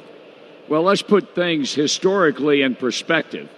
Brian Price did not start that. The guy who popularized it in recent years, and when I say recent, I'm going back maybe 20 or 30 years, was Tony La Russa. Mm-hmm. He was the one who really did it on a regular basis, and other managers fell in behind him. However, I saw my first big league baseball game in 1954. Here's a pop-up into shallow right, and it'll be grabbed out there by Austin Riley for the second out. And my mom and dad took me to Washington to see the Senators and the Yankees, and I saw Casey Stengel had a left-handed pitcher by the name of Tommy Byrne out of Winston-Salem, North Carolina, who could really swing the bat. He had a shortstop, Billy Hunter, who couldn't hit water if he fell out of a boat. He batted Byrne 8th, and he batted Hunter 9th. And I don't know that anybody's done that before that, but Casey Stengel did it back in 1954. Now, the purpose of it, I've never quite been able to grasp what that's all about. Here's Sonny Gray, and he takes a strike. Yeah, I've never really understood a whole lot either. I do remember when Tony La Russa really started doing it is when McGuire and Sosa was having. And that's right. And that was 98. Here's a hard hit ground ball to second, and the throw on to first will end the inning. And an easy first inning of work for left-hander Sean Newcomb. We're through 5.5. Reds have a 3-zip lead on the Cincinnati Bell Reds Radio Network. 3 on 700 WLW. This reminder, don't miss the annual Sliding into Ohm, August 10th at Great American Ballpark. Multiple packages are available that include your session of yoga on the field, a game ticket to see the Reds and the Cubs August 11th, and the option to get an exclusive Reds yoga block. Sign up right now at reds.com/yoga.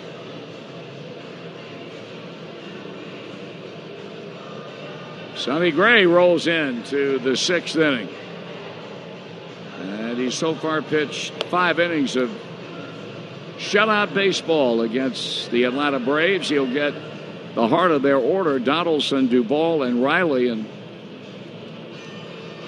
our engineer, producer here in Atlanta, John Kramer, who knows a little something about umpiring because he did it forever. He did it in one of the great conferences in college baseball year in and year out, Southeastern Conference. And we were wondering about Manny Gonzalez, and apparently the heat getting to him a little bit because in between innings, they brought out an ammonia towel. And if you know anything about that, you put a towel into ice water and add ammonia to it, it drops the temperature even lower. It is a very popular thing to do on golf courses out in Arizona during the summer months. And hopefully Manny Gonzalez is all right. It's very popular when a lot of the stadiums had the AstroTurf. That's correct. Riverfront, Busch Stadium. Here's Josh Donaldson and Sonny Gray. Lets it fly. The pitch is taken for ball 1.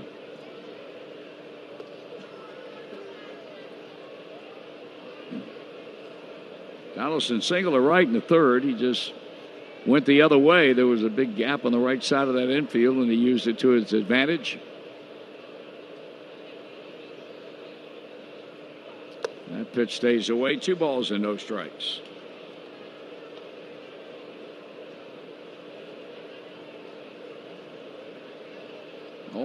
He's walked 2, as we mentioned earlier.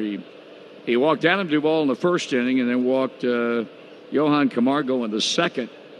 Right now behind to Josh Donaldson as he deals a 2-0 pitch, and that's called strike. Tell you one thing, the heat has not affected the vocal cords of one Manny Gonzalez. I mean, he just did his best Dutch Rennert impersonation. Sure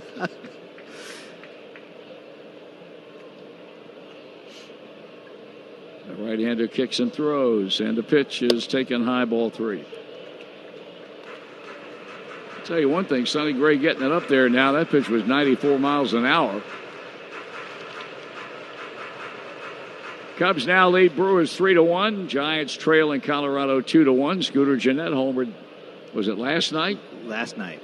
First home run by a Giant second baseman since the 28th of May. That is almost hard to believe. Yeah. And ball 4. He's up with everything to Donaldson. That's how the 6th inning begins for the Atlanta Braves. And here's Adam Duvall. Well, he's been able to make adjustments when he's missed in the strike zone and missing up there with a few fastballs. Throw that little slider right here to Adam Duvall, who typically can't hit a slider, but that's how he's going to get himself back on track, find his release point. Quick trip out now by Tucker Barnhart. I'll tell you one thing. Tucker knows the right time to go to the mound. Yeah. He will not chance by not going at a certain time or being indecisive about whether to go out there, and then all of a sudden you are knee-deep in trouble. He goes out immediately after Sonny Gray issues the opening inning walk to Josh Donaldson. So here's Duvall. Reds with a 3-run lead in the bottom of the 6th inning, and the Braves have their leadoff batter on, and here's a high drive hit to center field. Going back on the warning track near the wall, reaching up. He dropped the ball. He had it, and then he did not have it. And the Braves have 2 men on base.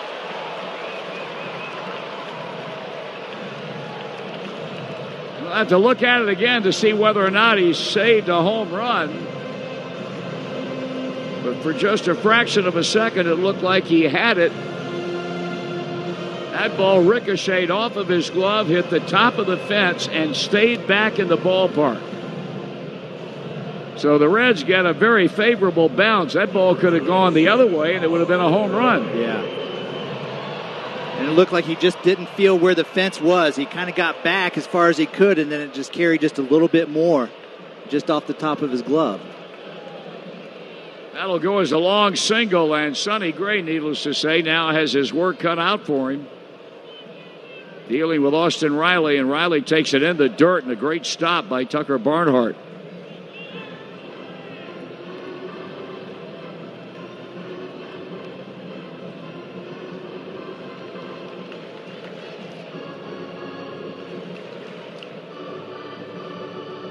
Sonny Gray, over the course of the year in 21 previous starts, has not even been a 6-inning pitcher. But very short of that. And now with 2 men on and nobody out, he's really got to hunker down. And that pitch missing, a breaking ball. And he's behind Austin Riley. 2 balls and no strikes. Movement, but nobody up and throwing yet in the Reds bullpen. And this is at a critical stage right now for Sonny Gray. You have to get an out right here. Yeah, and that's a really good pitch right there, that slider. If he can throw that again and Riley offers at it, he can't do anything but hit that ball into the ground. Needing a strike, Sonny turns it loose, and that one is into the air and out of play to right.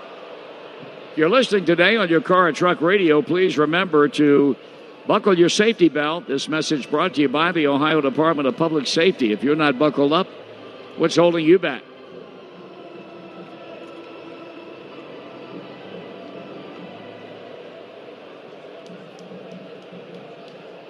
Reds have not turned a double play today, and boy, what a good time would be one right now. Riley with great power. Checking the runners and pitching. And that one is popped up on the infield. They're going to get it out. And it's going to be Votto who will grab it in on the grass directly behind the mound. One down. Riley pops it up, and the batter will be Ender Enciarte with 1 out. We'll pause again for identification on the Cincinnati Bell Reds Radio Network. Sunny weather today, high of 88. Tonight, partly cloudy, low 66. Fair weather tomorrow, sunny and a high of 88. 88 degrees now at the home of the Reds. News Radio 700 WLW, Cincinnati. 2 on, 1 out. And Enciarte has hit the ball in the air both times. A fly ball to right, a fly ball to center.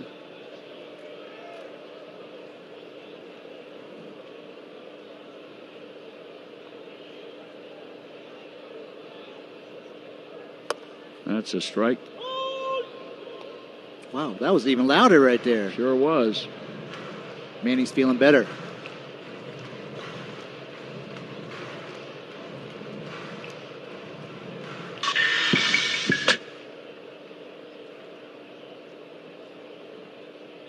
That's a little network station malfunction right there. Thought you were getting your groove on there for a second. Oh, no. Marty's too tired to do that. Here's the 0-1. Up and in a ball.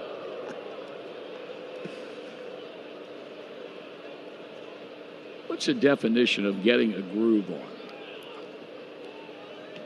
on? Get Jack Kramer out. Is that it? Is that it? I wouldn't even know how to describe that. Well, you remember when Bob Watson was the I don't even know what his title was with Major League Baseball. He was National League No, that was Bill White. Here's a high chop to third, and the step and the throw on across to first, not in time. But they got the force play at third base. On a high chop on the line, and it was routine for Suarez to field and step. So now 2 down in the inning. I'm trying to remember what Bob Watson was. One time, I think he was general manager at Houston. He was, but then he was what Joe Torre is now. He was the MLB police. He was a cop. Yes, the police. Something like that, yeah. Disciplinary guy, yeah. So he came around spring training one time, and when they were talking about speeding up the game, and he told the hitters, I know you guys all like to put this music on and get your groove on going up to the batter's box. And from then on, I've used it. Get your groove on. It's great. It's a great quote. Yeah, but you can use something like that. You got to be able to define it when some idiot like me asks you what the definition of it is. That was a good definition, right? I'm going to look it up. No, Kramer's exhibition was a good definition. If only the audience could have seen it. It was a good one, too, for an old guy. I couldn't do any better than that. But me neither. I wouldn't even have attempted. I'm just ready to take a nap. 0-1 to count on Camargo. 2 men on, 2 men out. That's up and in, a fastball. And once again, he rings the 94-mile-an-hour bell. And evens the count of 1 ball and 1 strike. Camargo today has walked and struck out. Sonny Gray has reached now the 90-pitch mark. I would think if he can retire Camargo and end the inning, they would send him back out one more time.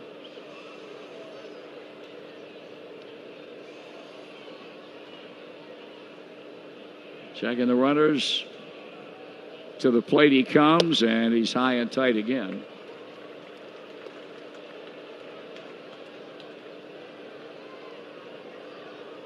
Sonny wants a new baseball from Manny Gonzalez and gets it. Reds got a run in the third, another in the fourth, and still another in the fifth. Despite being out hit 4-3, Reds have a 3-0 lead.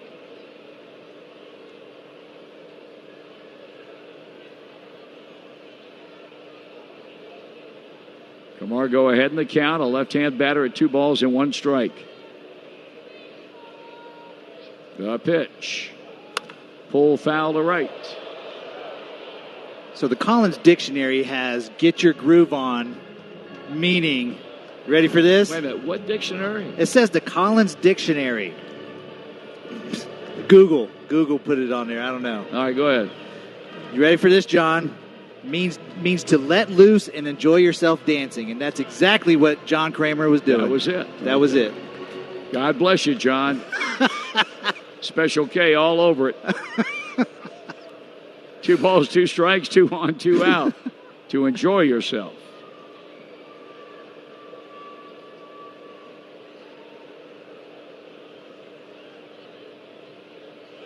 Here's a pitch.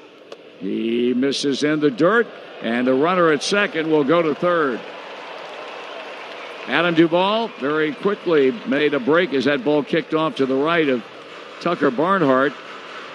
So now a 3-2 count. On deck is the catcher Tyler Flowers. And if Camargo gets on base, I got to believe they will hit for Flowers, but you never know.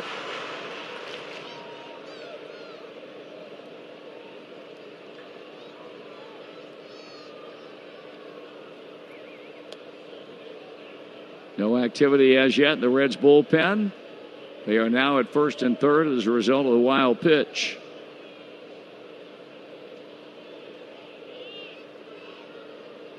The runner at first going, and boy, I mean, he missed up and away and not even close. So Derek Johnson, yep, he's out of the dugout right now and heading toward the mound. And Tyler Flowers will bat for himself. Yeah, I'm imagining that was a slider that was supposed to be a chase type slider, but yeah, there was no opportunity for Camargo to even offer at that. It was so far out of the strike zone. But yeah, I'm a little shocked that Flowers is hitting right now when you have both Freddie Freeman and Brian McCann on the bench. That is 4 walks charged now to Sonny Gray, and 2 of them have come here in the inning, and now they got a pitcher up in the bullpen. Lucas Sims, who was the subject of our conversation with Bobby Nightingale earlier today. You know what? The definition of getting your groove on, I guess you can get a verbal groove on, can't you? Yeah, you can. I do that all the time. And I ain't talking about broadcasting a baseball game. Flowers is lined to right. He is struck out.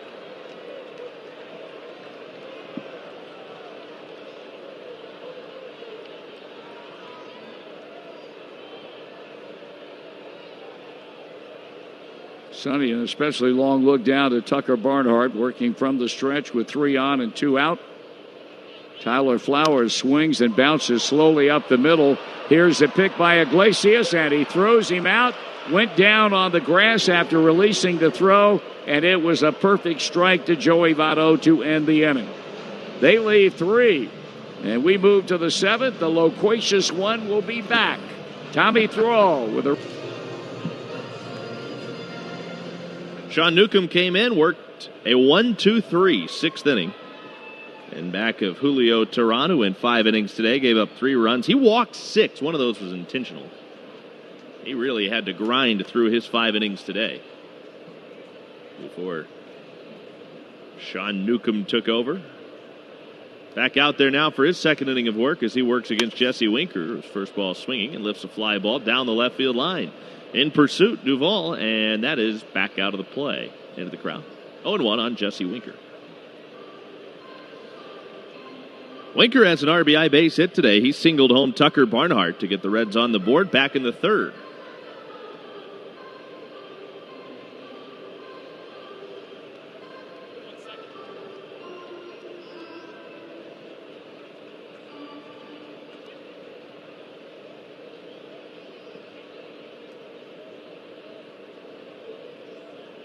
Newcomb, a long look in. Now he's ready in the 0-1. And that's down and away. This game has the pace of a lazy Sunday afternoon, doesn't it? Yes, it really does. I tell you, after the first inning, kind of breezed through and thinking, man, this is going to be a quick game. Then Tehran just decided to slow everything down. Wrong you were. Swing and a miss. 1-2. Yeah, he's a guy that likes to work fairly quickly. Typically. He just couldn't find his. Yeah, and I think there was some confusion between him and Tyler Flowers. He had some words with Manny Gonzalez at one point. Just an off day. Wasn't his afternoon. He still managed to limit the damage fairly well. Jesse Winker takes down and away, and the count is 2 balls and 2 strikes. Yeah, when you walk 6 guys, usually you're going to give up more than 3 runs. Yeah, you're playing with fire there. Yeah. Reds have left the bases loaded just once, despite all the base runners they've had today.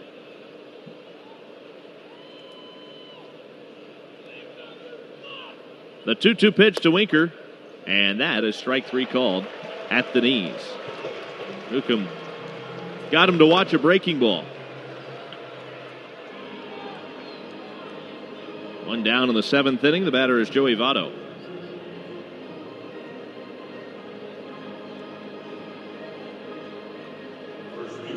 Votto walked in the 3rd inning.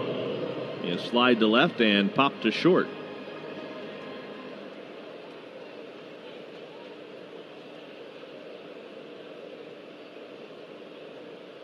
Walked yesterday also, but was held hitless, and he takes a first pitch breaking ball in for a strike over the inside corner, 0-1.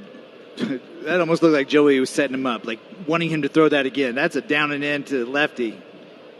The 0-1 pitch. Well, he threw it again. And Joey did it again. Kind of took a little step away as that pitch bent right back over the inner half of the plate. Down near the knees for a strike. 0-2 on Votto. The pitch. We almost did it again. That time he left it up, and it stayed in. 1 ball, 2 strikes. And that was a different breaking ball. That was a harder one at 82 miles an hour. The 2 previous were curveballs in mid to upper 70s. But Votto hasn't looked comfortable with any of them. No. I thought he was playing around, but maybe not. Left-hander against left-hander. The pitch. Votto stays in on this one and sends a fly to left. Duvall will go back, and near the track, he'll make the catch. Didn't exactly have the most efficient route to that ball, but he made the play. He went straight back on it and then started, as he got near the track, running over towards the line as he had to lunge out for it at the end to make that catch. The ball was tailing away from him. Does that go against your defensive ratings? Having a bad route but still catching it? I think it does, yeah. Well, that stinks. I think there's a route efficiency factor there. Eugenio Suarez takes a pitch up and in, and it almost hit him. I thought it did. And we're waiting to see if it did. Now Eugenio Suarez is going to head down to first base. At first, he just backed out of the box as though nothing to it. And so he was a little slow, and then finally it was almost as though Sean Barber looked at him and said, well, did that hit you? And he said, yeah, it did. So he went to first. That's what it looked like anyways. Yeah. It doesn't appear as though the Braves want a challenge. Suarez hit by the pitch. It almost looked like the umpire was saying, let me see. Did it hit you? Where'd it hit you? Show me. Having a little conversation there.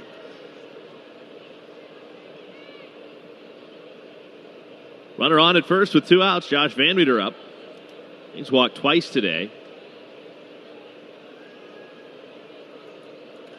Sandwiched around a strikeout in his second at bat, and he takes a first pitch breaking ball that floats over the inner edge for a strike, 0-1. Another left on left matchup. Third lefty to face Newcomb of the 4 that have hit against him this inning. The pitch, and Van Meter pops it foul into the seats behind the third base dugout. And this is another good opportunity. I know we talked about it previously in this series. Opportunity for Josh Van Meter to prove that he can hit lefties. Yeah. Get him some more at-bats and not just be that platoon guy. I mean, he's great to have out there because he plays multiple positions, but he needs to prove that he can hit the lefties to get opportunities to be out there. If he can do that, then that really opens up some possibilities for him. He grounds this just foul outside of first base. Yeah, and what he brings offensively when he gets on the bases, you see how aggressive he is. Yep. He's out there stealing bases and first to third or even scoring from second on a base hit. He's got some talent out there. He has some good baseball instincts. Yes, I love that term. 0-2 on Van Meter. Suarez is running. The pitch high and away. Throw down to second base. Not in time. Eugenio Suarez has his third stolen base of the year as he swipes second. That could be a big play. It really could. It's a 1-ball, 2-strike count on Van Meter. Suarez now finds himself in scoring position, and with 2 outs in particular, a base hit will score him from second base. And really, it's a no-lose situation. You say the 0-2 count. If he does strike him out, the inning's over. If he does throw him out, he gets to lead off the next inning without an 0-2 count. And who knows, maybe against a right-hander. Exactly. Van Meter checked his swing, but he went around on a pitch in the dirt outside. Van Meter asking and pleading for an appeal rather than the plate umpire Barber calling it himself. But he did, and Van Meter's down on strikes, and the inning comes to a close. Stretch time at SunTrust Park in Atlanta with the score. Reds leading the Braves. It is 3-0 on the Cincinnati Bell Reds Radio Network. But as for an easy afternoon, it has not been for Sonny Gray. In fact, he's had base runners he's had to deal with all afternoon except for his 1, 2, 3, 5th inning. He went a stretch from the 4th to the 5th where he retired 6 straight. But in that 4th inning, he gave up a leadoff double to Austin Riley, so it was not an easy inning for him. Now he deals low, ball 1 to Charlie Culberson. A .321 hitter, 4 homers, 16 driven in for Culberson.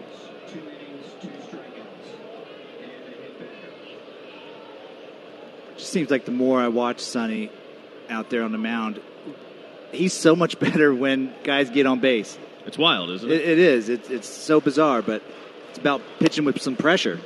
Strike over the outside corner. 1-1 on Culberson.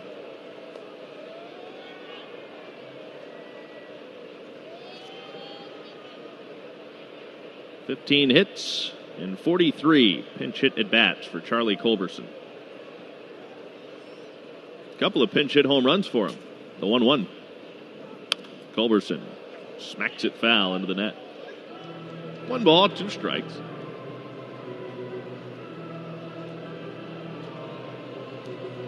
Wonder how long Freddie Benavides and Derek Johnson will stick with Sonny Gray in this 7th inning with that pitch count creeping up towards the century mark. You have a little bit of leeway with the 3-run lead, but yeah, it'll be interesting to see what kind of matchups they try to work here. The 1-2 in the dirt outside. He left the bases loaded in the 6th. He walked a couple of batters in that inning and certainly did not look sharp. Right, and the good thing here is 2 guys warming up in the bullpen. Freddie Freeman is still on the bench. Mm-hmm. Brian McCann is still on the bench, and that's the main reasons that Amir Garrett is warming up in the bullpen in case they come in to pitch hit for somebody.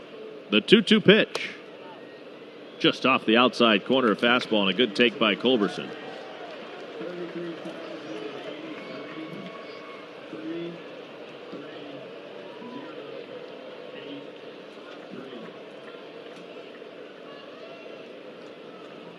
Count is run full on Culberson. Gray's pitch. Strike 3 called. Breaking ball started in and broke over the inside corner. Culberson doesn't like it, but that pitch was a strike and a good one thrown by Sonny Gray. Well, that's one that Culberson, I'm sure, is going to go back and look at the video to see where that pitch was, and he's going to smack himself in the face and say that pitch was right down the middle. It was nasty, too. Yes, it was nasty. I mean, that was a different breaking ball. That wasn't the one that goes straight down that Sonny has been throwing. That's kind of like a slurve. Started at him and then out over the plate. Late, sharp break. And now Ronald Acuna Jr. He takes a first pitch strike, 0-1.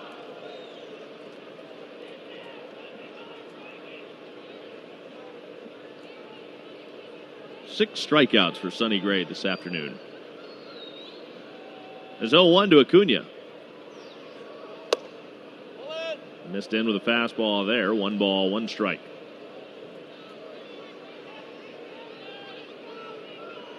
The Reds scored in 3 consecutive innings. Single tallies in the 3rd, 4th, and 5th. The 1-1 pitch. Chopped foul. Over by Ron Washington, the Braves' third base coach. It was cloudy when this game started, and at times it looked a little ominous this afternoon. But now, nothing but clear blue sky overhead on a beautiful Atlanta Sunday afternoon. Beautiful. George Strait said it. Clear blue sky. You ain't kidding.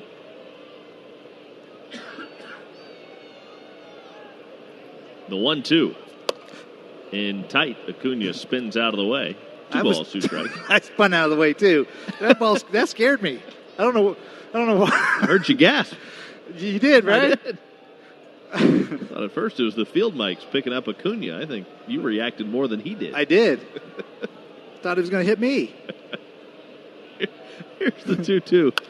He swings and whacks it into right field towards the corner. Twisting foul out of play.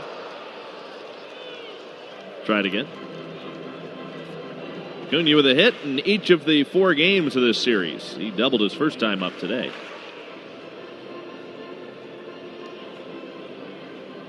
He is 4 for 16.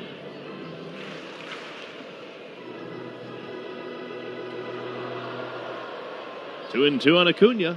Nobody on, 1 man out. Reds 3, Braves nothing. Atlanta batting in the 7th. Gray into his windup, the 2-2. Strike 3 called. Fastball inside corner, right at the knees. Got him looking. 7 strikeouts for Sonny Gray.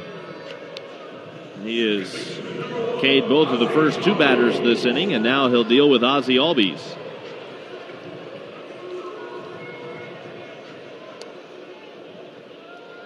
That almost looked like it was a kind of a cutter. I don't know if it was purposely done or if it just cut on accident, but that was a nasty pitch. Seems like most of what he has thrown today has been pretty filthy. Yeah. Albies takes into the shins. I didn't hear a gasp that time. Yeah, I wasn't watching. Yeah, okay. 1-0. Killing me. 0 for 3, Ozzie Albies. The 1-0 pitch. Outside, 2 balls, no strikes. He's got a chance to, in all likelihood, finish up his afternoon with a 1-2-3 inning if he can get Albies here. He goes for a little walk off the back of the mound before he climbs back to the top of the hill to get the sign.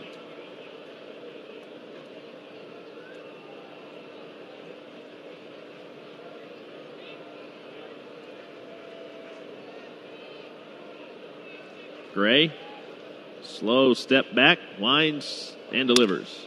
And it's a broken bat liner right at Joey Votto at first. He makes the catch.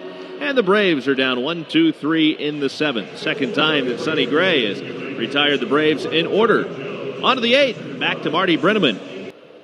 He goes to work on Nick Senzel, whose base hit in the 5th inning drove in the most recent Redlegs run. And the first pitch is high for a ball. 2015 was with the Indians for part of the year. Then the Yankees in 16, the White Sox and Milwaukee in 17, and the Mets in 2018. So he's been around the block. Got that pitch in for a call strike, and all even on Senzel. 1 ball, 1 strike. Yeah, I was a teammate of his, actually. At Cleveland? No, in 2009, or 2008, I was in AAA with Minnesota, and he was there. You mentioned he came up with them. Yeah.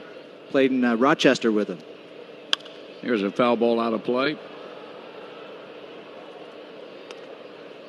1 ball and 2 strikes. I broadcast in Rochester. I don't imagine that ballpark you played in the old park, Silver Stadium.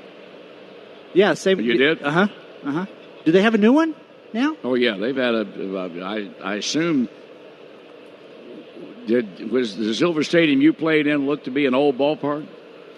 Well, maybe not. No, they probably redid the park. Yes. Swing and a miss, Senzel out on strikes. Maury Silver. Yep. Big-time baseball guy. Mm-hmm. When I worked in that league, they were the AAA affiliate of the Baltimore Orioles, and I saw Don Baylor come through there. I saw Bobby Grich come through there. Wow. Boy, they had some talent in that organization. Here's Derek Dietrich, 0 for 2. He was hit by a pitch, what's new for Dietrich, and he scored a run back in the 4th. Swarzak pitching and Dietrich taking a high fastball.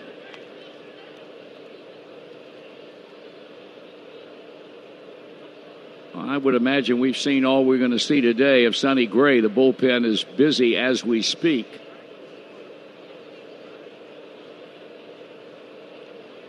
Now the 1-0 on the way. And a swing and a foul to the mitt of Tyler Flowers. 1 ball and 1 strike.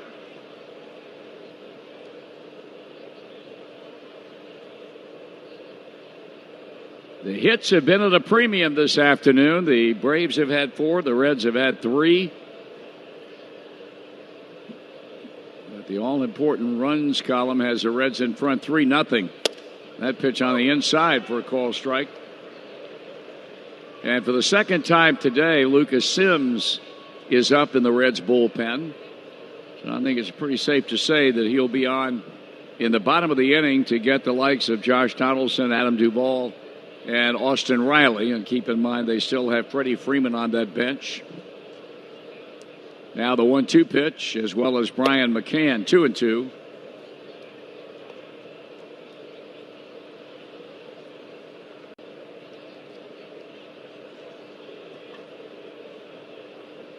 Two balls, 2 strikes, 1 out. Swarzak a big, deep breath as he studies up Tyler Flowers. And now he's back to Derek Dietrich. And that's ball 3 and a full count.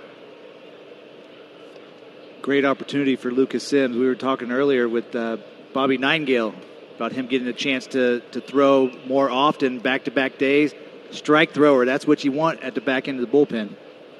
Yeah, that's the biggest asset he brings to this club, and that is the fact that it will be a rare situation where he gets in trouble because of an inability to throw strikes. Foul ball to right.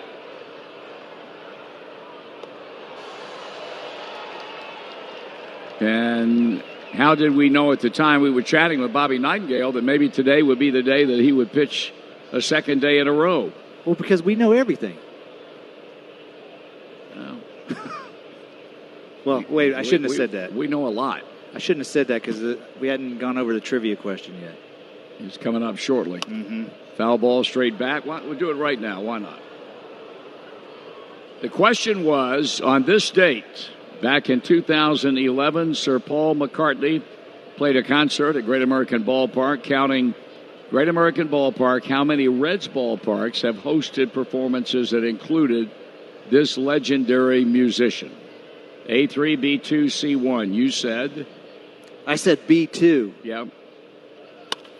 Popped up and out of play. And you were very certain back then, and you were almost arrogant. I'm unarrogant right now. So you going to stay with that? No. All right, what are you going with? I'm going to say C1. I'm going to say that was the only one. Okay. So not B2, but C1. Right. Oh, boy. Yeah, that's a bad idea. The suspense is killing me. No, you circle the wagons. You get the right answer. The answer is A3. Here's ball 4. McCartney has performed at 3 different homes for the Reds. In addition to the Great American Ballpark show in 2011, He played at Crosley Field as a member of the Beatles on August 21st, 1966, and then performed a solo show at Riverfront Stadium on May 5th, 1993. See, that would have almost been too easy to say all three of them. That's why I didn't say three.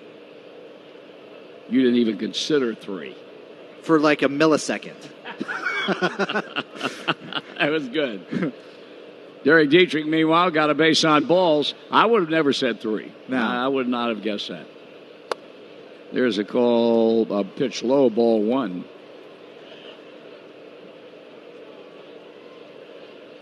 And that, let's see, the Crosley Field show was in 66.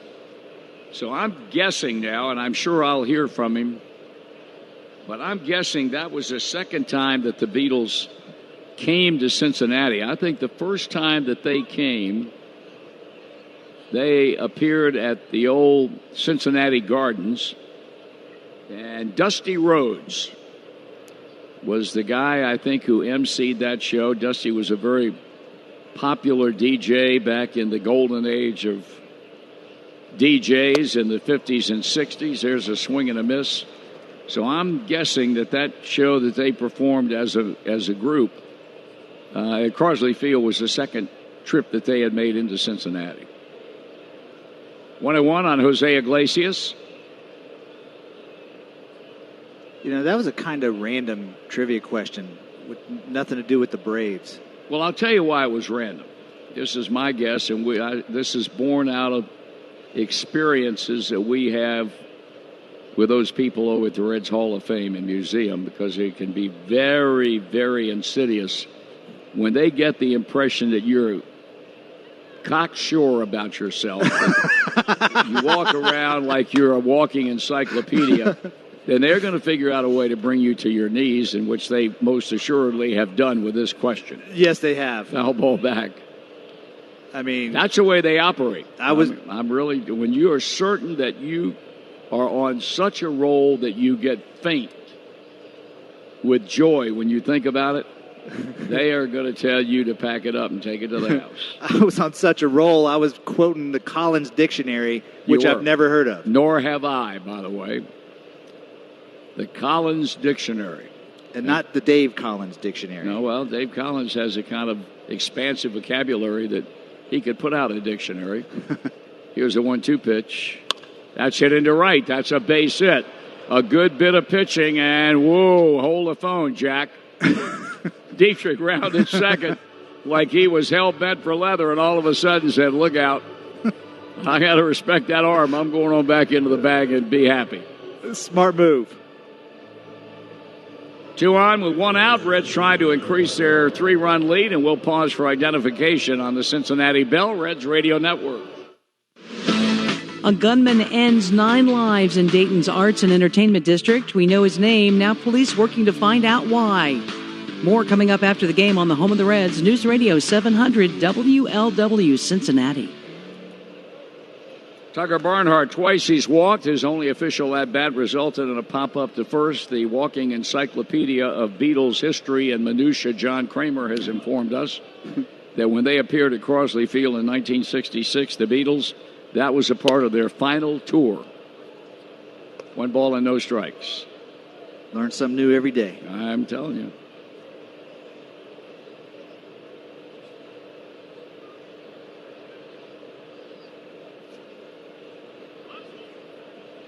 Anthony Swarzak got a punch out at Senzel's expense, but walked Dietrich and is surrendered a hit to right by Jose Iglesias. Ground ball to second. That's trouble. The throw to second. Turn it over to first. Inning over. 4-6-3 double play. And the 8th inning threat goes down the drain. We go to 3-0 Reds lead the Braves here in the top of the 8th inning.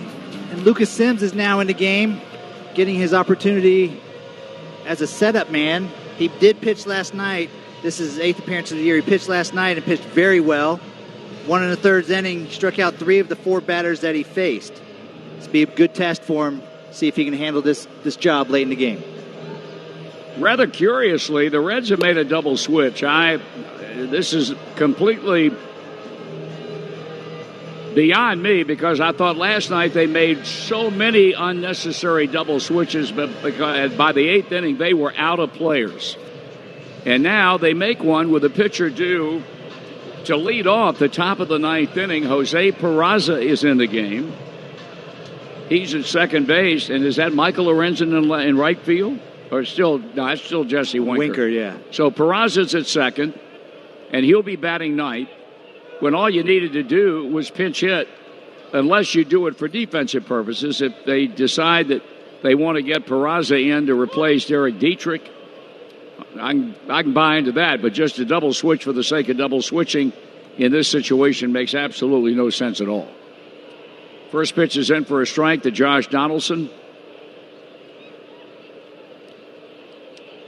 And the 0-1 pitch, that's way outside. Sonny Gray, impressive. 7 innings, 4 hits, 4 walks, 7 strikeouts. Drove in a run with a sacrifice bunt. And now needs 6 outs from his bullpen to nail down what would be his 7th win. Here's a 1-1 pitch. And that's off the plate. Last night, Sims entered the game with 2 out and 2 runs in relief of Trevor Bauer in the 5th inning. Got a strikeout, then retired the side in order in the 6th. And struck out 2 more batters. And now here he is again today. And that fastball on the inner part of the plate, and it's 2 balls and 2 strikes.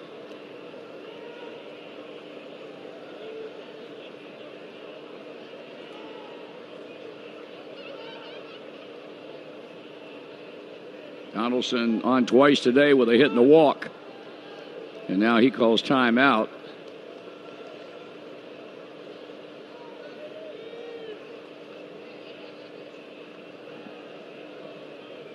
Count even at 2 balls and 2 strikes. Donaldson now, Duvall in a moment.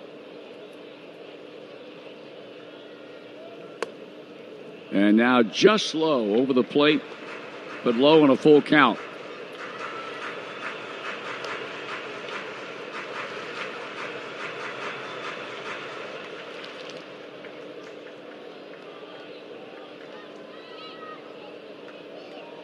The payoff pitch. And a drive to left, tattooed, and it's gone.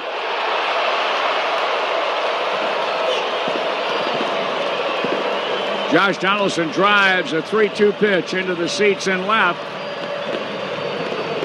Atlanta's on the board. It's now a 3-1 ball game.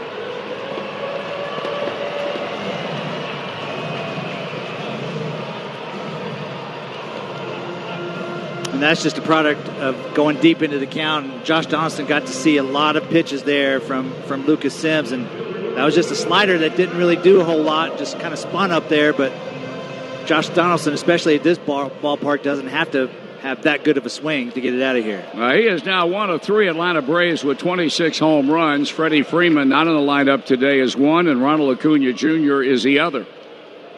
Here's Adam Duvall, and he chops it slowly along the third base line, but a foul ball.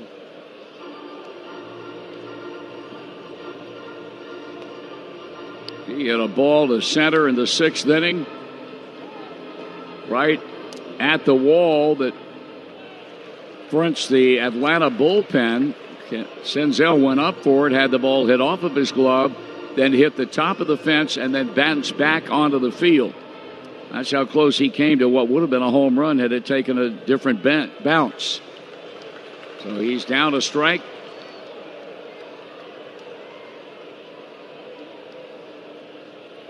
And that one is popped in the air. Third baseman Suarez looking up, and that ball is back in the seats. Reds baseball brought to you by the adventurous new 2019 Toyota RAV4 with the most advanced safety features and 2-year no-cost maintenance standard. For all Toyota offers, go to buyatoyota.com.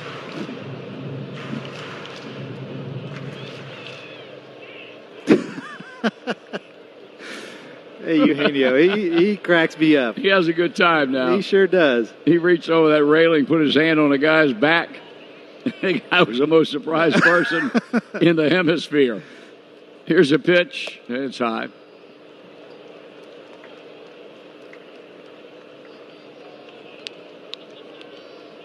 1 ball, 2 strikes. No activity in the Reds' pen, but I can promise you, if Duvall were to reach base, I would be stunned if they don't have somebody up and throwing in a hurry. And he's high to even the count. And I can tell you right now, he does not have the pinpoint control that he had last night.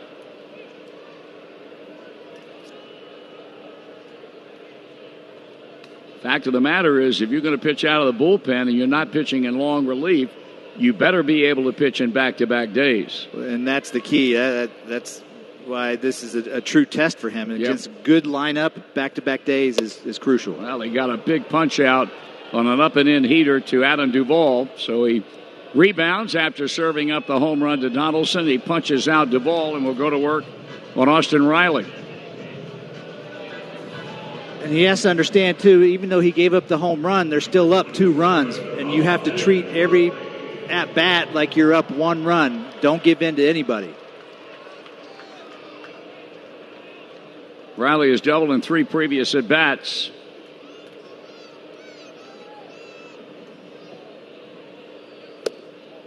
Just missing outside, ball 1.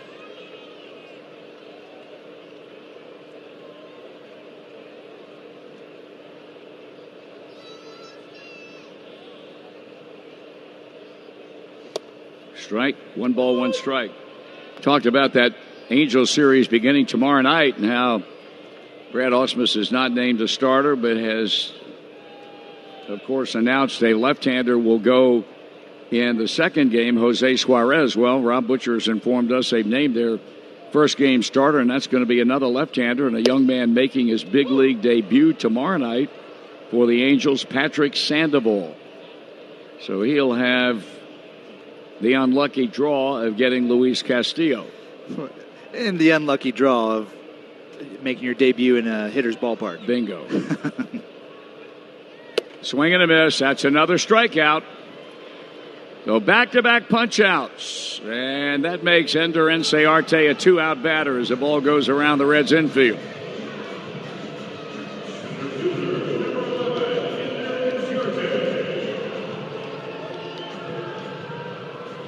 Hitless and 3 times up is the Atlanta Braves center fielder.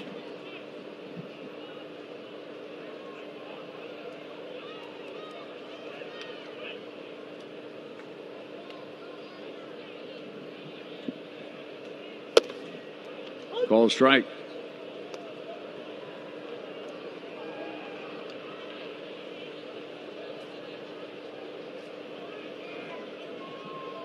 Amir Garrett is now throwing in the Reds bullpen. 2 out, bottom of the 8th inning. The Braves have scored on a home run by Josh Donaldson, but the Reds lead 3-1. And that pitch taken off the plate. And I guarantee you the reason that Garrett is up is because of Freddie Freeman and Brian McCann. You got that right. I mean, they're not due to bat. They're not even in the lineup today after Inciarte. You've got Camargo, but that's the reason why Garrett's getting ready. That one is lined into left center, and that's a hit. That means now that the tying run will come to the plate.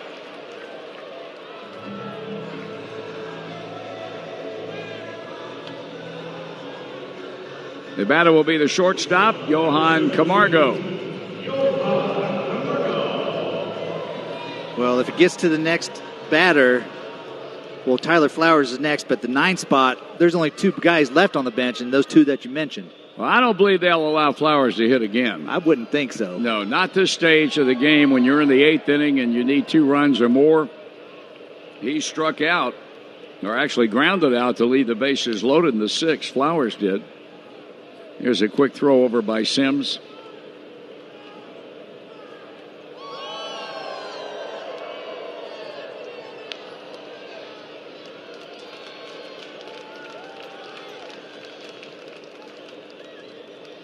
Camargo yet to see a pitch from Lucas Sims. Now he does, and it's a strike.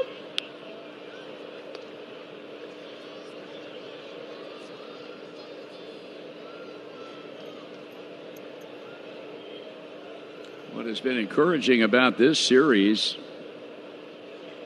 is that in the opening game, Alex Wood pitched into the 7th inning. There's a check swing foul ball, and did it hit him? Apparently it did. It hit him. But he swung. Well, now they throw down to second. Time out here now. Plate umpire Manny Gonzalez signaling for the runner to go back to second. And I guess he did foul the ball, but he fouled the ball off of his foot, apparently. That's the reason why he came out appearing to be in some discomfort, and I think it confused a lot of people. But Manny Gonzalez has cleared it up, and that's simply a strike, and it's an 0-2 count on Camargo. So you had Wood pitch 1 out shy of 7 full innings on Thursday night. And now today you have Sonny Gray going 7 innings. That hadn't happened very often with his pitching staff. Swinging a foul.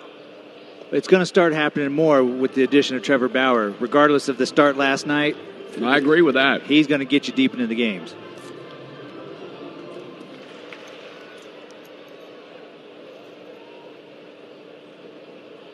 Lucas Sims trying to get the final out of the inning. Quickly in head, no balls and 2 strikes. Camargo fouling pitches off. And a strikeout swinging will end the inning. They get 2 hits, one of them a home run by Donaldson. They leave a runner aboard, and we go to the 9th inning with the Reds in front 3-1 on the Cincinnati. We invite you to catch the Reds in action when they take on the Central Division rival Cubs in a 4-game series beginning August 8th, presented by Reese's. That's for Thursday night. And then Friday, August 9th, stick around after the game for a fireworks show presented by Tri-Health. For tickets, visit Reds.com/150. Anthony Swarzak is back to face the likes of Jose Peraza, Jesse Winker, and Joey Votto here in the top of the 9th inning with the Reds holding a 3-1 lead. Wide in the pitch. Peraza first at bat takes high ball 1. Sean Newcomb pitched 2 innings, struck out a couple of batters, hit a batter. Reds got 3 of their 4 hits and all 3 of their runs against the starter Julio Teheran in the 5 innings he was out there, swing and a miss. So while the Reds have Peraza, Winker, and Votto, in the bottom of the 9th, the Atlanta Braves will have the catcher coming up, Tyler Flowers, followed by the pitcher spot, followed by Ronald Acuna Jr. And we could I don't know. Flowers first, most definitely you'll see Freddie Freeman, I would think, batting for pitcher Swarzak. So their thinking is we got to figure out some way of getting a leadoff batter on. Well, that leadoff batter is probably going to be Brian McCann, I would say. Here's a sharply hit ground ball to shortstop and on to first base, 1 out. I mean, might as well throw both your guys out there, right? I agree. And that's exactly why Amir Garrett is still warming up in the bullpen. Yep. Now time has been called. Brian Schnitker out of the dugout, and he's on his way to the mound. He's going to make a pitching change with Winker and Votto coming up back-to-back. Jerry Blevins will come out of the bullpen to face those aforementioned left-hand hitters. Jerry Blevins comes on with 1 out in the top of the 9th inning. Reds still lead the Braves 3-1. Blevins, who did pitch Friday night, is on for his 30th appearance of the season. Only 22 innings pitched, but 27 punch-outs, 3.68 ERA. So here's the first of back-to-back left-hand batters. Jesse Winker today in the leadoff slot has gone 1 for 4, but he will give way to a pinch hitter here. That Phillip Ervin? Yes. And the pitch. Swung on and pulled to third. The pick by Donaldson, winging it on across to first, 2 out.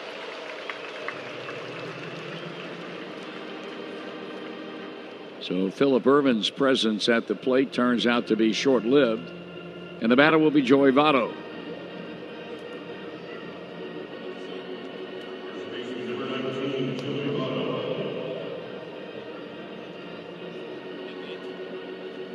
Anthony Swarzak, an inning and a third, one hit.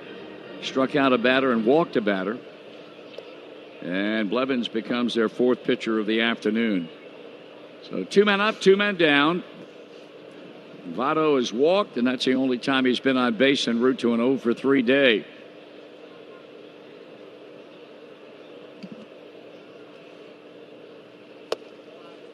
One ball and no strikes.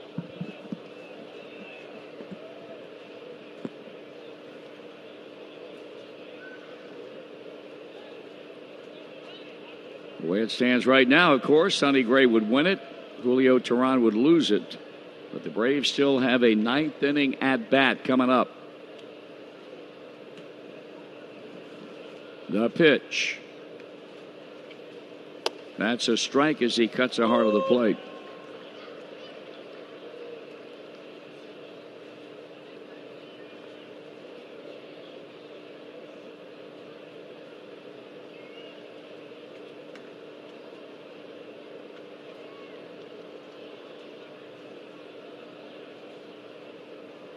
Now the 1-1, and that's off the plate and high.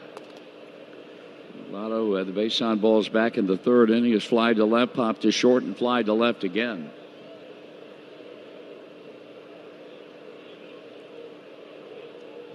This has Jerry Blevins listed at 6'6". Is he that tall? He sure don't look like it. No, he doesn't. Just inside. That kind of locked Votto up a little bit. Thank goodness it was not a strike. Well, he did that when he was facing Newcomb, too. Threw a couple breaking balls in there, and he jumped out of the way. I like that footwork. He's getting his groove on right there. He really is. That was a big GO. 3-1 pitch. And a strike.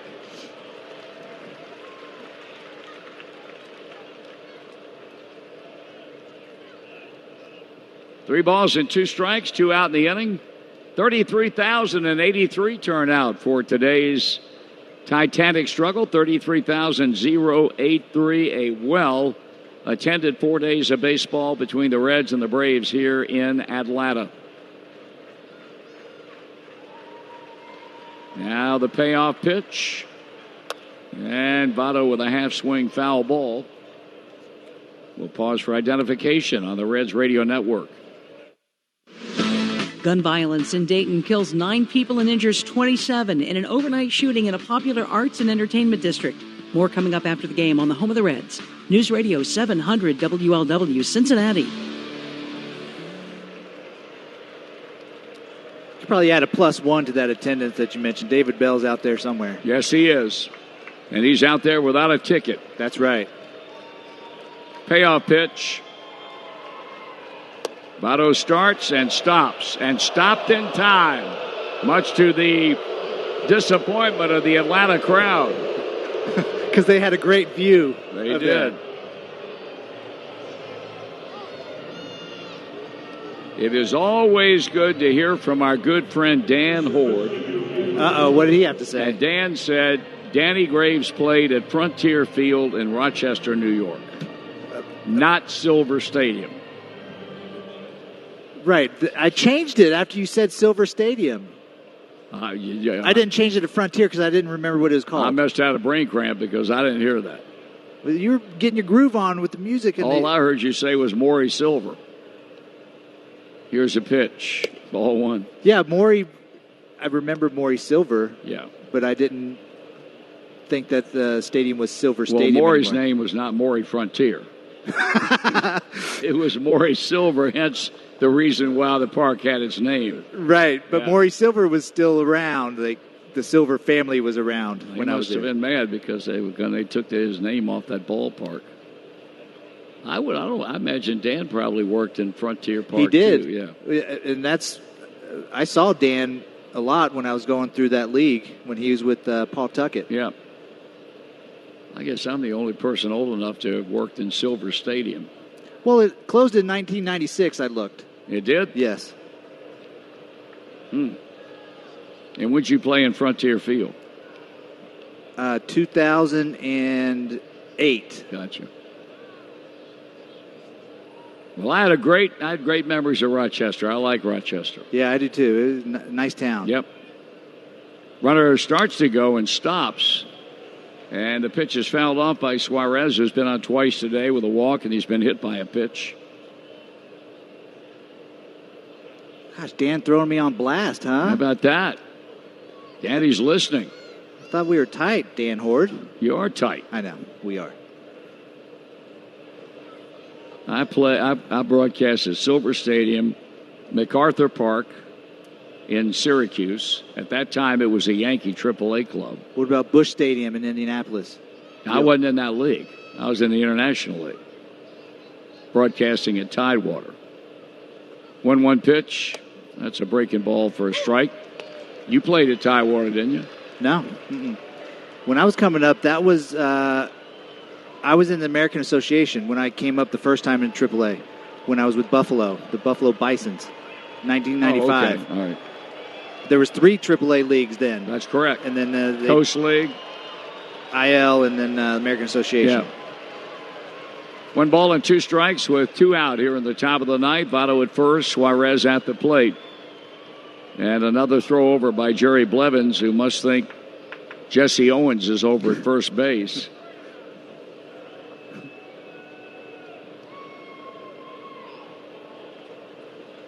Suarez taps the plate with the head of the bat, stands back in. Well, he remembers the stolen base that Joey had off him Friday night. He certainly did, because he didn't look over there. Mm-hmm. Popped him up on the infield. Second baseman will make the play, Albies, and the inning is over. No runs, no hits, 1 left. It'll be Amir Garrett, I would think, to begin the bottom of the ninth inning with the Reds holding a 3-1 lead on the ninth inning. 3-1 lead. Reds over the Braves. Amir Garrett is on the mound. 49th appearance of the season. A 4-1 record, 2.38 ERA. This move is great because it keeps Tyler Flowers in the game. Well, it's great if Amir Garrett can throw strikes. True. I would just rather face Tyler Flowers than Brian McCann. I can dig it. Last night he worked 1+ innings and then lost complete control. Gave up a run, walked a batter, struck out a batter. Actually, that's not quite accurate. He walked the leadoff batter in the 8th, and at that point, Freddie Benavides lifted him in favor of Michael Lorenzen, and that's when the problems began. So now he starts the inning off and facing Flowers, and the first pitch is in there for a call strike.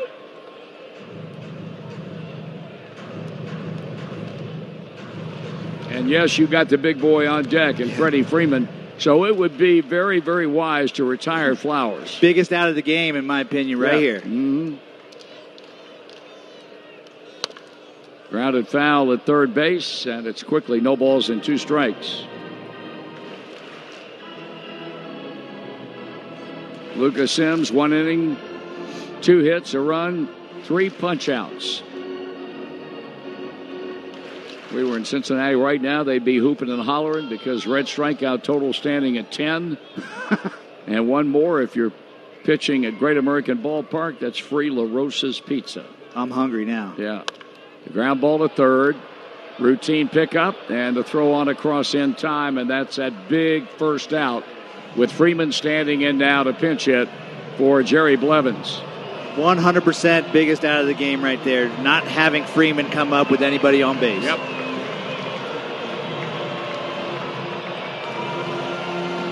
Sure wish I had some La Rosas right now. Nothing better than that smell that wafts from that pizza in the radio booth, and you know it's in there, whether you look back there or just sense the fact that the pizza's been delivered because of the pepperoni smell. Oh, my gosh. And I gained like 3 pounds just sniffing it.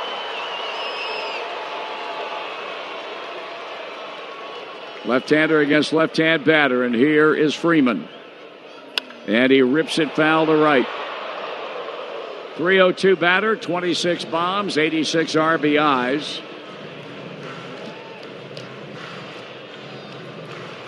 And we talked earlier how Brian Snitker just decided to give him a day off today because he had played and played and played some more.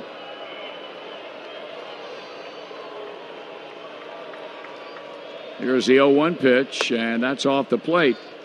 The Braves playing their 113th game of the season today, and Freddie Freeman playing in game number 112. Well, he played in every single game last year, all 162. He is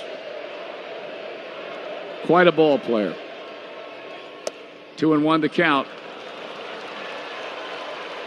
Now, you're in a position right now, if you're Amir Garrett, where obviously you want to retire Freeman, but you got a young man waiting in the on-deck circle that if Freeman gets on base, you got to make him earn his way on. You can't walk him here. Exactly. And now he's behind 3-1. And it sometimes seems as if Garrett has more problems against left-hand batters than he does against right-handers. Well, I think when he gets in trouble, if he doesn't get a good slider over the plate to a lefty, then he doesn't trust his fastball enough and he starts missing with his fastball, and that's when he gets behind in the count. This situation, see how far he can hit it. Well, he needs a strike here in the worst sort of way. And he did not get it. Bases on balls, just unbelievable. Here comes Derek Johnson. And they are obviously going to cast their lot today with Amir Garrett because there is nothing going on, although there will be momentarily. I was going to say as far as Raisel Iglesias is concerned.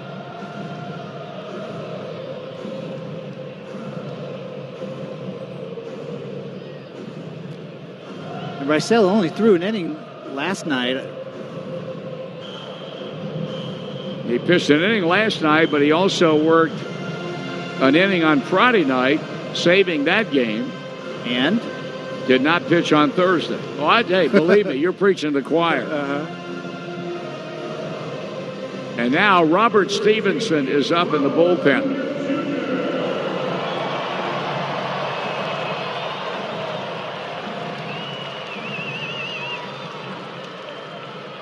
I mean, if you can't pitch 3 days in a row, I don't know how you can be a reliever. Well, a closer long term. Here's Ronald Acuna Jr., 26 home runs on the season after the walk to Freddie Freeman, and he takes a fastball for a strike.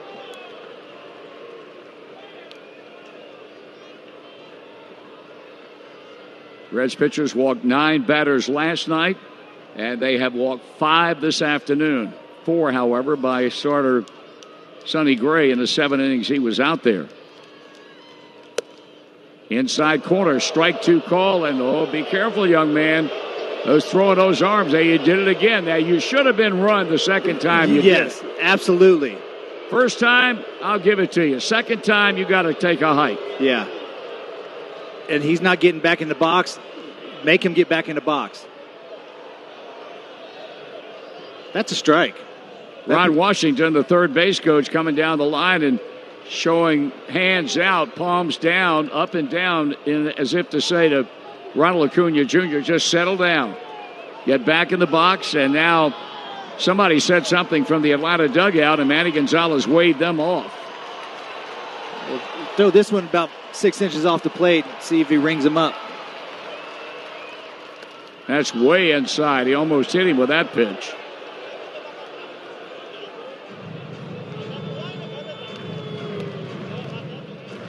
And he's still chirping to Manny Gonzalez.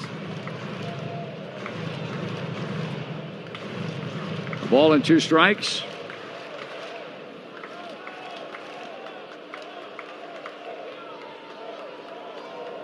Three to 1. Reds have the lead with a runner at first and 1 out. Bottom of the 9th. The pitch. That's high. 2-2. We talked about Bruce Fleming earlier. He would have rung him up on that one. Yeah, I believe so. After those shenanigans. Yeah. Second time, that would have been the kiss of death. Yeah.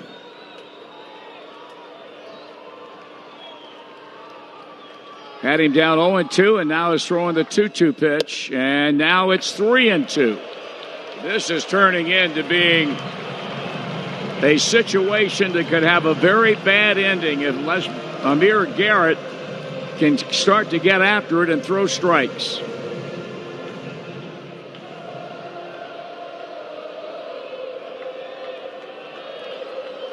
3 balls and 2 strikes. Tucker Barnhart sends out the side. Here comes the pitch, and it's swung on and hit deep to right. Game time.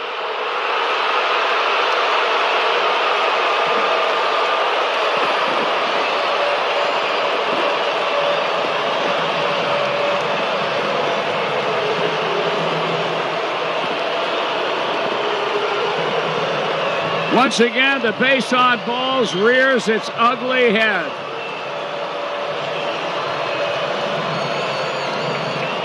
It's a 3-3 ball game. Number 27 for Ronald Acuna Jr.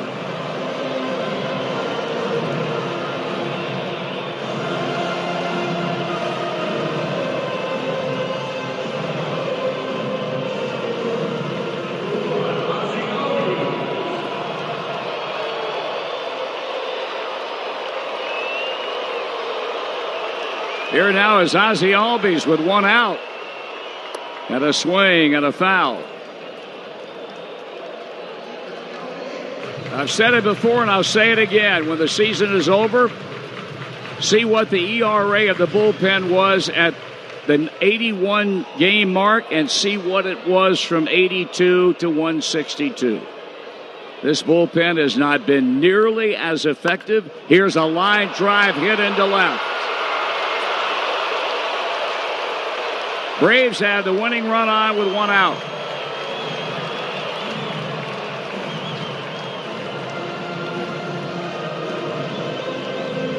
And now Freddie Benavidez out of the dugout, and he's going to bring on Robert Stevenson with 1 out. And the Braves trying to bounce off the mat and win it here in the bottom of the 9th inning.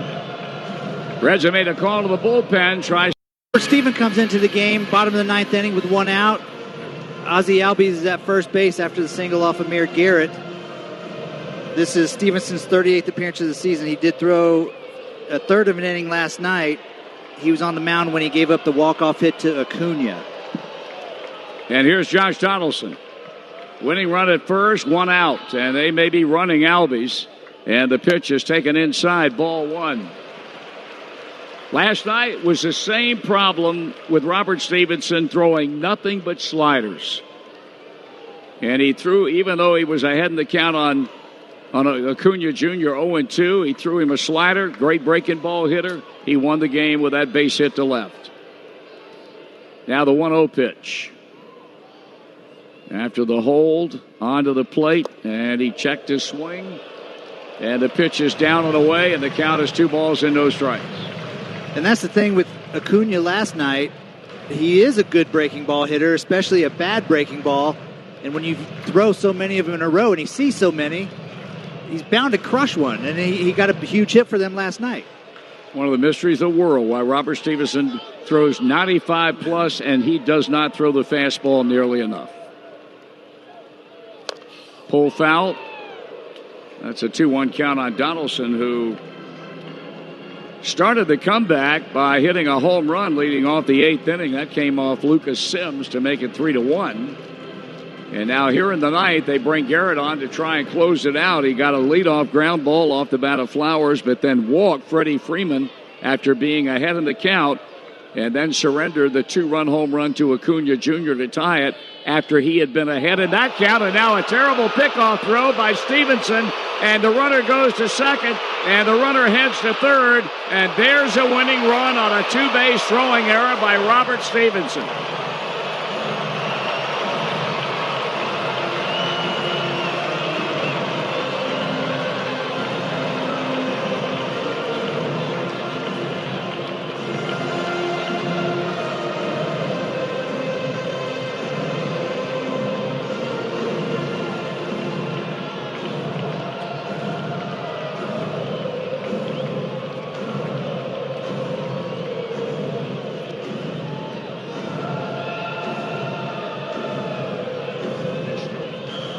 They have not determined yet whether or not that error is going to be charged on Robert Stevenson.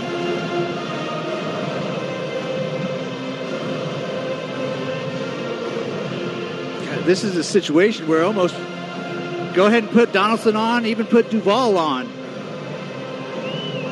Well, the winning run at third quite honestly, and I hate to say this, but the facts will support it, you cannot pitch Robert Stevenson in a circumstance involving an incredible amount of pressure like they did last night and like they've done here today. He simply doesn't seem comfortable out there when he's on the mound and the game is on the line.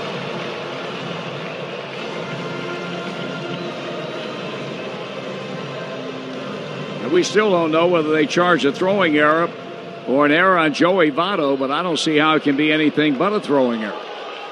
And it is a throwing error on Stevenson, and the infield is in. And here's a pitch to Adam Duvall. And the runner at first goes, and the pitch is swung on and missed.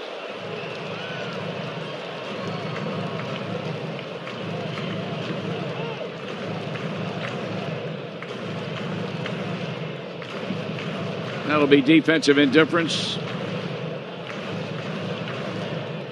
After they opted to intentionally walk Donaldson following the two-base throwing error, and he now goes to second. And it's a one-strike count on Adam Duvall, who has had a single today with one out, winning run at third. And the pitch, and that's a swing and a foul, and it's no balls and two strikes.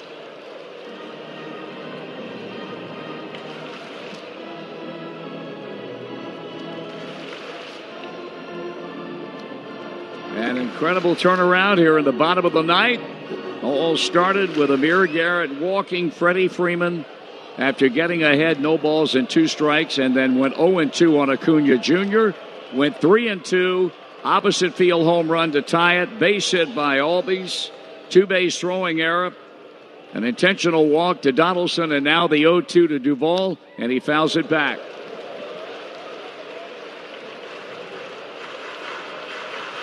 Any hitter will tell you if a pitcher throws 95 plus and establishes fastball, that breaking ball makes it's so much better. It's so much nastier as opposed to when you throw only breaking balls. Well, the battle continues. Duvall fouling pitches off to give himself a chance for something good, at least for one more pitch. Stevenson straightens up on the mound, and now the 0-2 again, and that one's a strikeout swinging. So he bounces back to punch out Duvall. Two out in the inning. Austin Riley was due to bat, but they look like they're going to send up Brian McCann to pinch hit. Walk him. Put him on. And that pitch right there, that slider to strike out Duvall, that was nasty because the pitch before that was a 95-mile-an-hour fastball up. So now Brian McCann will come to the plate. You knew that sooner or later you were going to see one or both. And as it turns out, we're seeing both. Now you got first base open. Would you rather pitch to Brian McCann or whether you rather pitch to Ender Inciarte? Apparently they're going to pitch to McCann. They had that choice last night, and they opted to pitch to Acuna Jr. with first base open. And now they're going to pitch to McCann with first base open here. 277 batter, left-hand hitter, and the pitch to him is swung on and missed. We'll pause for identification on the Reds Radio Network. Sunny weather today, high of 88. Tonight, partly cloudy, low 66. Fair weather tomorrow, sunny and a high of 88. 88 degrees now at the home of the Reds. News Radio 700 WLW, Cincinnati. Stevenson trying to dodge a major bullet after the Braves have tied the game up with a winning run at third base and two out. He's a strikeout in front of Brian McCann, kicks, deals, and that's a ground ball to the right side. And the throw on to first ends the inning. So Stevenson rebounds after a two-base throwing error. He gets a strikeout and a ground out, and that. So Shane Green will come into the game now in the top of the 10th inning for the Braves. We're all tied up, going extras. He did throw an inning last night, gave up a run on 3 hits. But prior to that, with the Tigers, he was their closer, 22 saves on the year with the 1.18 ERA. And that is a big reason why the Braves went out and got him to help solidify that bullpen. But he was far from flawless last night. See if the Reds can have the same type of success against him this afternoon. This game all even at 3 aside as Josh Van Meter bats to lead off the Reds' 10th. Green pauses, pitches. Van Meter takes a strike, and it's 0-1. 2-run home run, Ronald Acuna. That was in the bottom of the 9th inning. You know what also chaps me about that, Tommy? What's that? He totally showed up Manny Gonzalez twice after a strike call, and Gonzalez did nothing about it. The pitch is up and away. 1 ball, 1 strike on Van Meter. Yeah, he was pretty vocal with how he felt. Yeah, that shouldn't happen. 1 ball, 1 strike on Van Meter. Gonzalez has had the same strike zone all game. Tip foul into the mid of the catcher.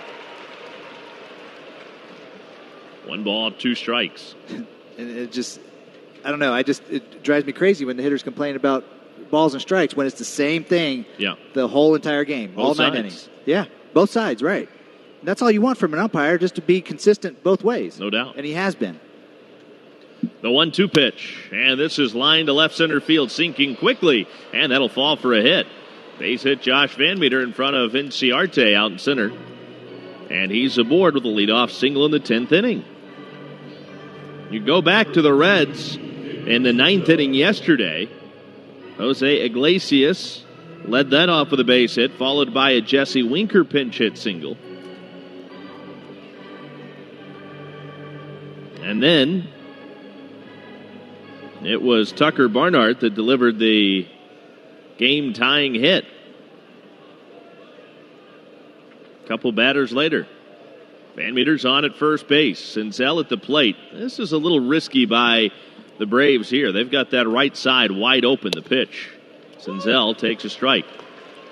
Some of that is Ozzie Albies partly playing in double play depth, cheating towards the bag at second base. With Freddie Freeman holding the runner on at first, the right side's pretty much wide open. Senzel can just guide a base hit that way. Van Meter with the speed to possibly go first to third. The 0-1 pitch. Ground ball headed towards the middle. Gloved by the shortstop. Camargo steps on second, throws in time to first, double play.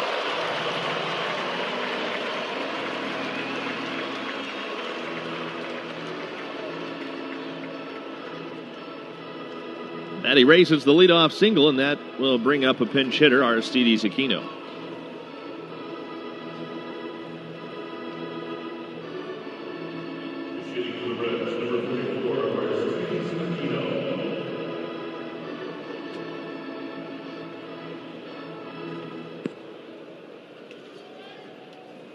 Aquino got his first major league home run last night, also his first major league hit.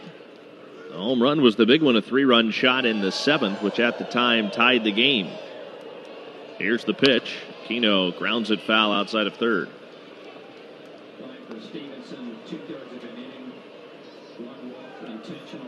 0-1.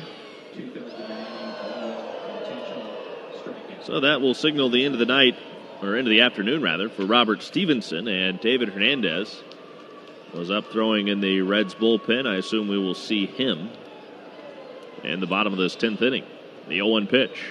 And Aquino rips another line drive, and this one into left. That'll be a base hit right in front of Duvall. Aquino has a 2-out single. By the way, Freddie Freeman remains in the game. He's at first base now for the Braves.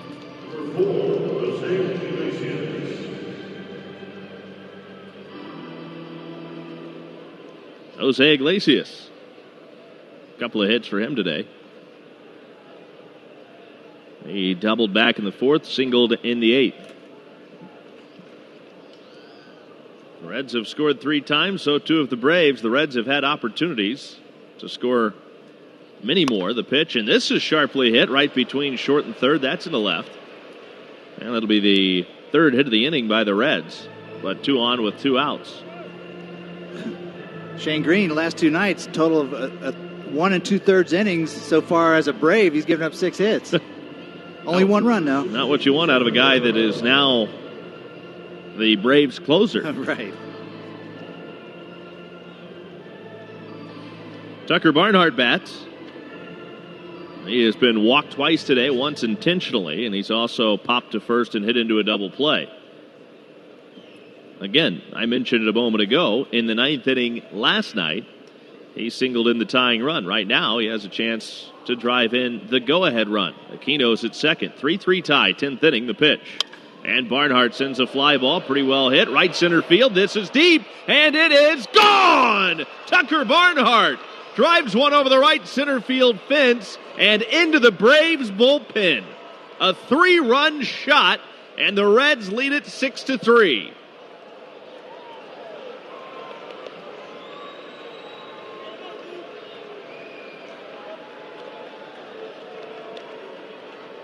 Huge, obviously, home run from Barnhart. But to keep this inning going, the rookie, Aristides Aquino, key at bat with 2 outs, gets a single. Jose Iglesias, another single to give Tucker Barnhart that opportunity, and he absolutely bombzilled that one. I wasn't sure how hard he hit it. It seemed like he barreled it pretty good, but then you saw Acuna just turn and watch it. Yeah, that's the only way I knew, watching Acuna. Here's Jose Peraza swinging strike at a fastball up and in, and it's 0-1. Huge home run for Barnhart, his 6th home run of the year.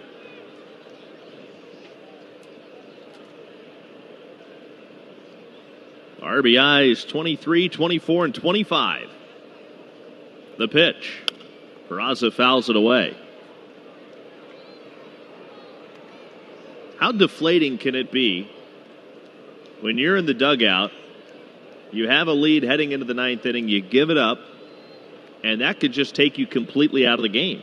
Not this team.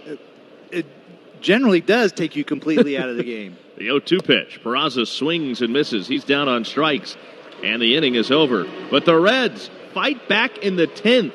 A 3-spot off the bat of Tucker Barnhart, a 3-run homer, and it's now the Reds 6 and the Braves 3 to the bottom of the 10th on the Cincinnati Bell Reds Radio Network.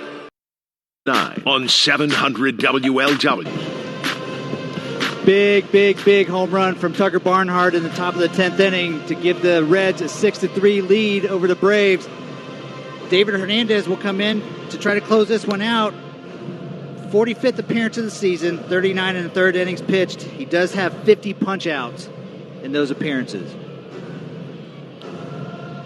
Well, he will go to work against Ender Inciarte, Johan Camargo, and Tyler Flowers. They're the do-ups for the Braves in this 10th inning. Reds trying to hang on. It is 6-3. And Ender Inciarte will lead it off. Inciarte has a base hit today. He is 1 out of 4. Hernandez brings it home, and he misses low and inside for a ball on the count. 1-0 on Inciarte.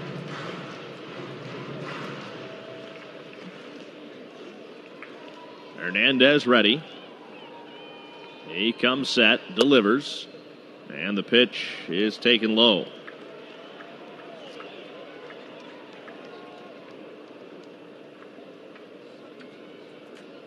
This is just the second appearance for Hernandez since getting activated from the injured list. The 2-0 pitch, and that's a strike. Talked to him a little bit about, did he have a chance to really work on much while he was out? He said he went back to his old curveball. He said he tried to change the curveball grip, and he said that goes all the way back to spring training. It wasn't working for him. He went back to his old grip, had a chance to get a feel for that again. The 2-1 pitch, and this is foul tipped at the plate. 2 balls, 2 strikes on Ender Inciarte. So you hope that will help make a difference for Hernandez. Yeah, sometimes you just go back to what got you there and get that feeling again of having that confidence, and then things start to fall in place. 2 balls, 2 strikes on Inciarte. Hernandez readies the 2-2 pitch, and it's a fly ball left field. Fading in on it, Van Meter. He's there. He's got it. 1 away. Huge out to start this inning, and now Johan Camargo will stand in. 0 for 2 officially with a couple of strikeouts. However, he's walked twice. But what a job by this Reds offense to fight back. They were able to get to Shane Green a little bit yesterday. He comes right back in here again today. And this team had just been punched in the mouth, and what did they do? Came right back. Punch him back. First pitch, a strike to Camargo, and the count is 0-1. And in a big way. 4 hits for the Reds in the 10th. The pitch, swing and a miss. 0-2. And not just giving up the runs in the 9th inning, but also the leadoff single, and then how deflating the double play can be a batter later. Picked right up. Well, the right guy came up with in Aquino. He felt good in the game yesterday. 0-2 pitch, hit in the air, left field. Van Meter over towards center. He'll put this one away. 2 up, 2 down in the 10th inning against David Hernandez. And the Reds are trying to finish this one off and earn a split against the NL East leading Atlanta Braves. Here is Tyler Flowers. It's up to him.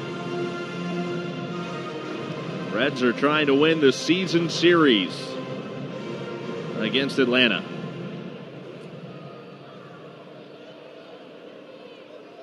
Hernandez has the sign. The right-hander comes set. He delivers. And the pitch misses low and in, ball 1.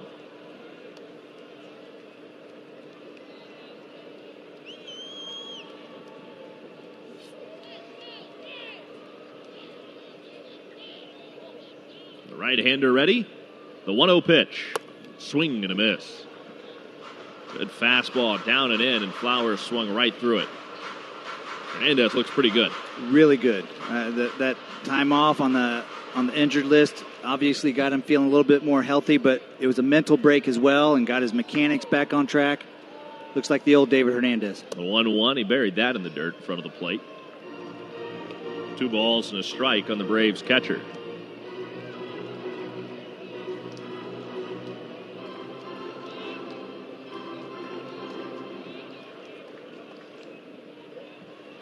Freddie Freeman waiting in the on-deck circle. The 2-1 pitch. High, 3 balls and a strike.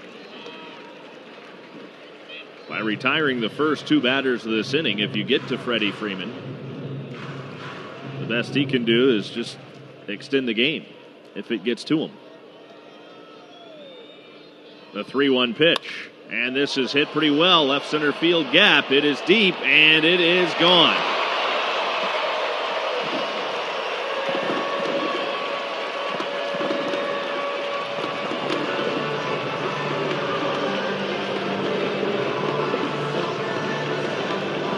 It's 6-4 Reds.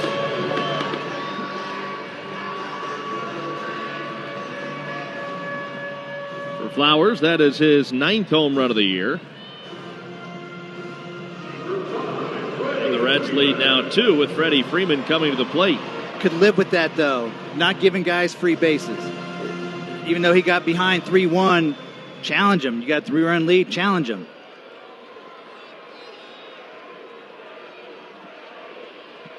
Now Freddie Freeman for a pinch hit walk last inning, which got it to Acuna, who tied it up. And he's waiting on deck, and Freeman takes a strike.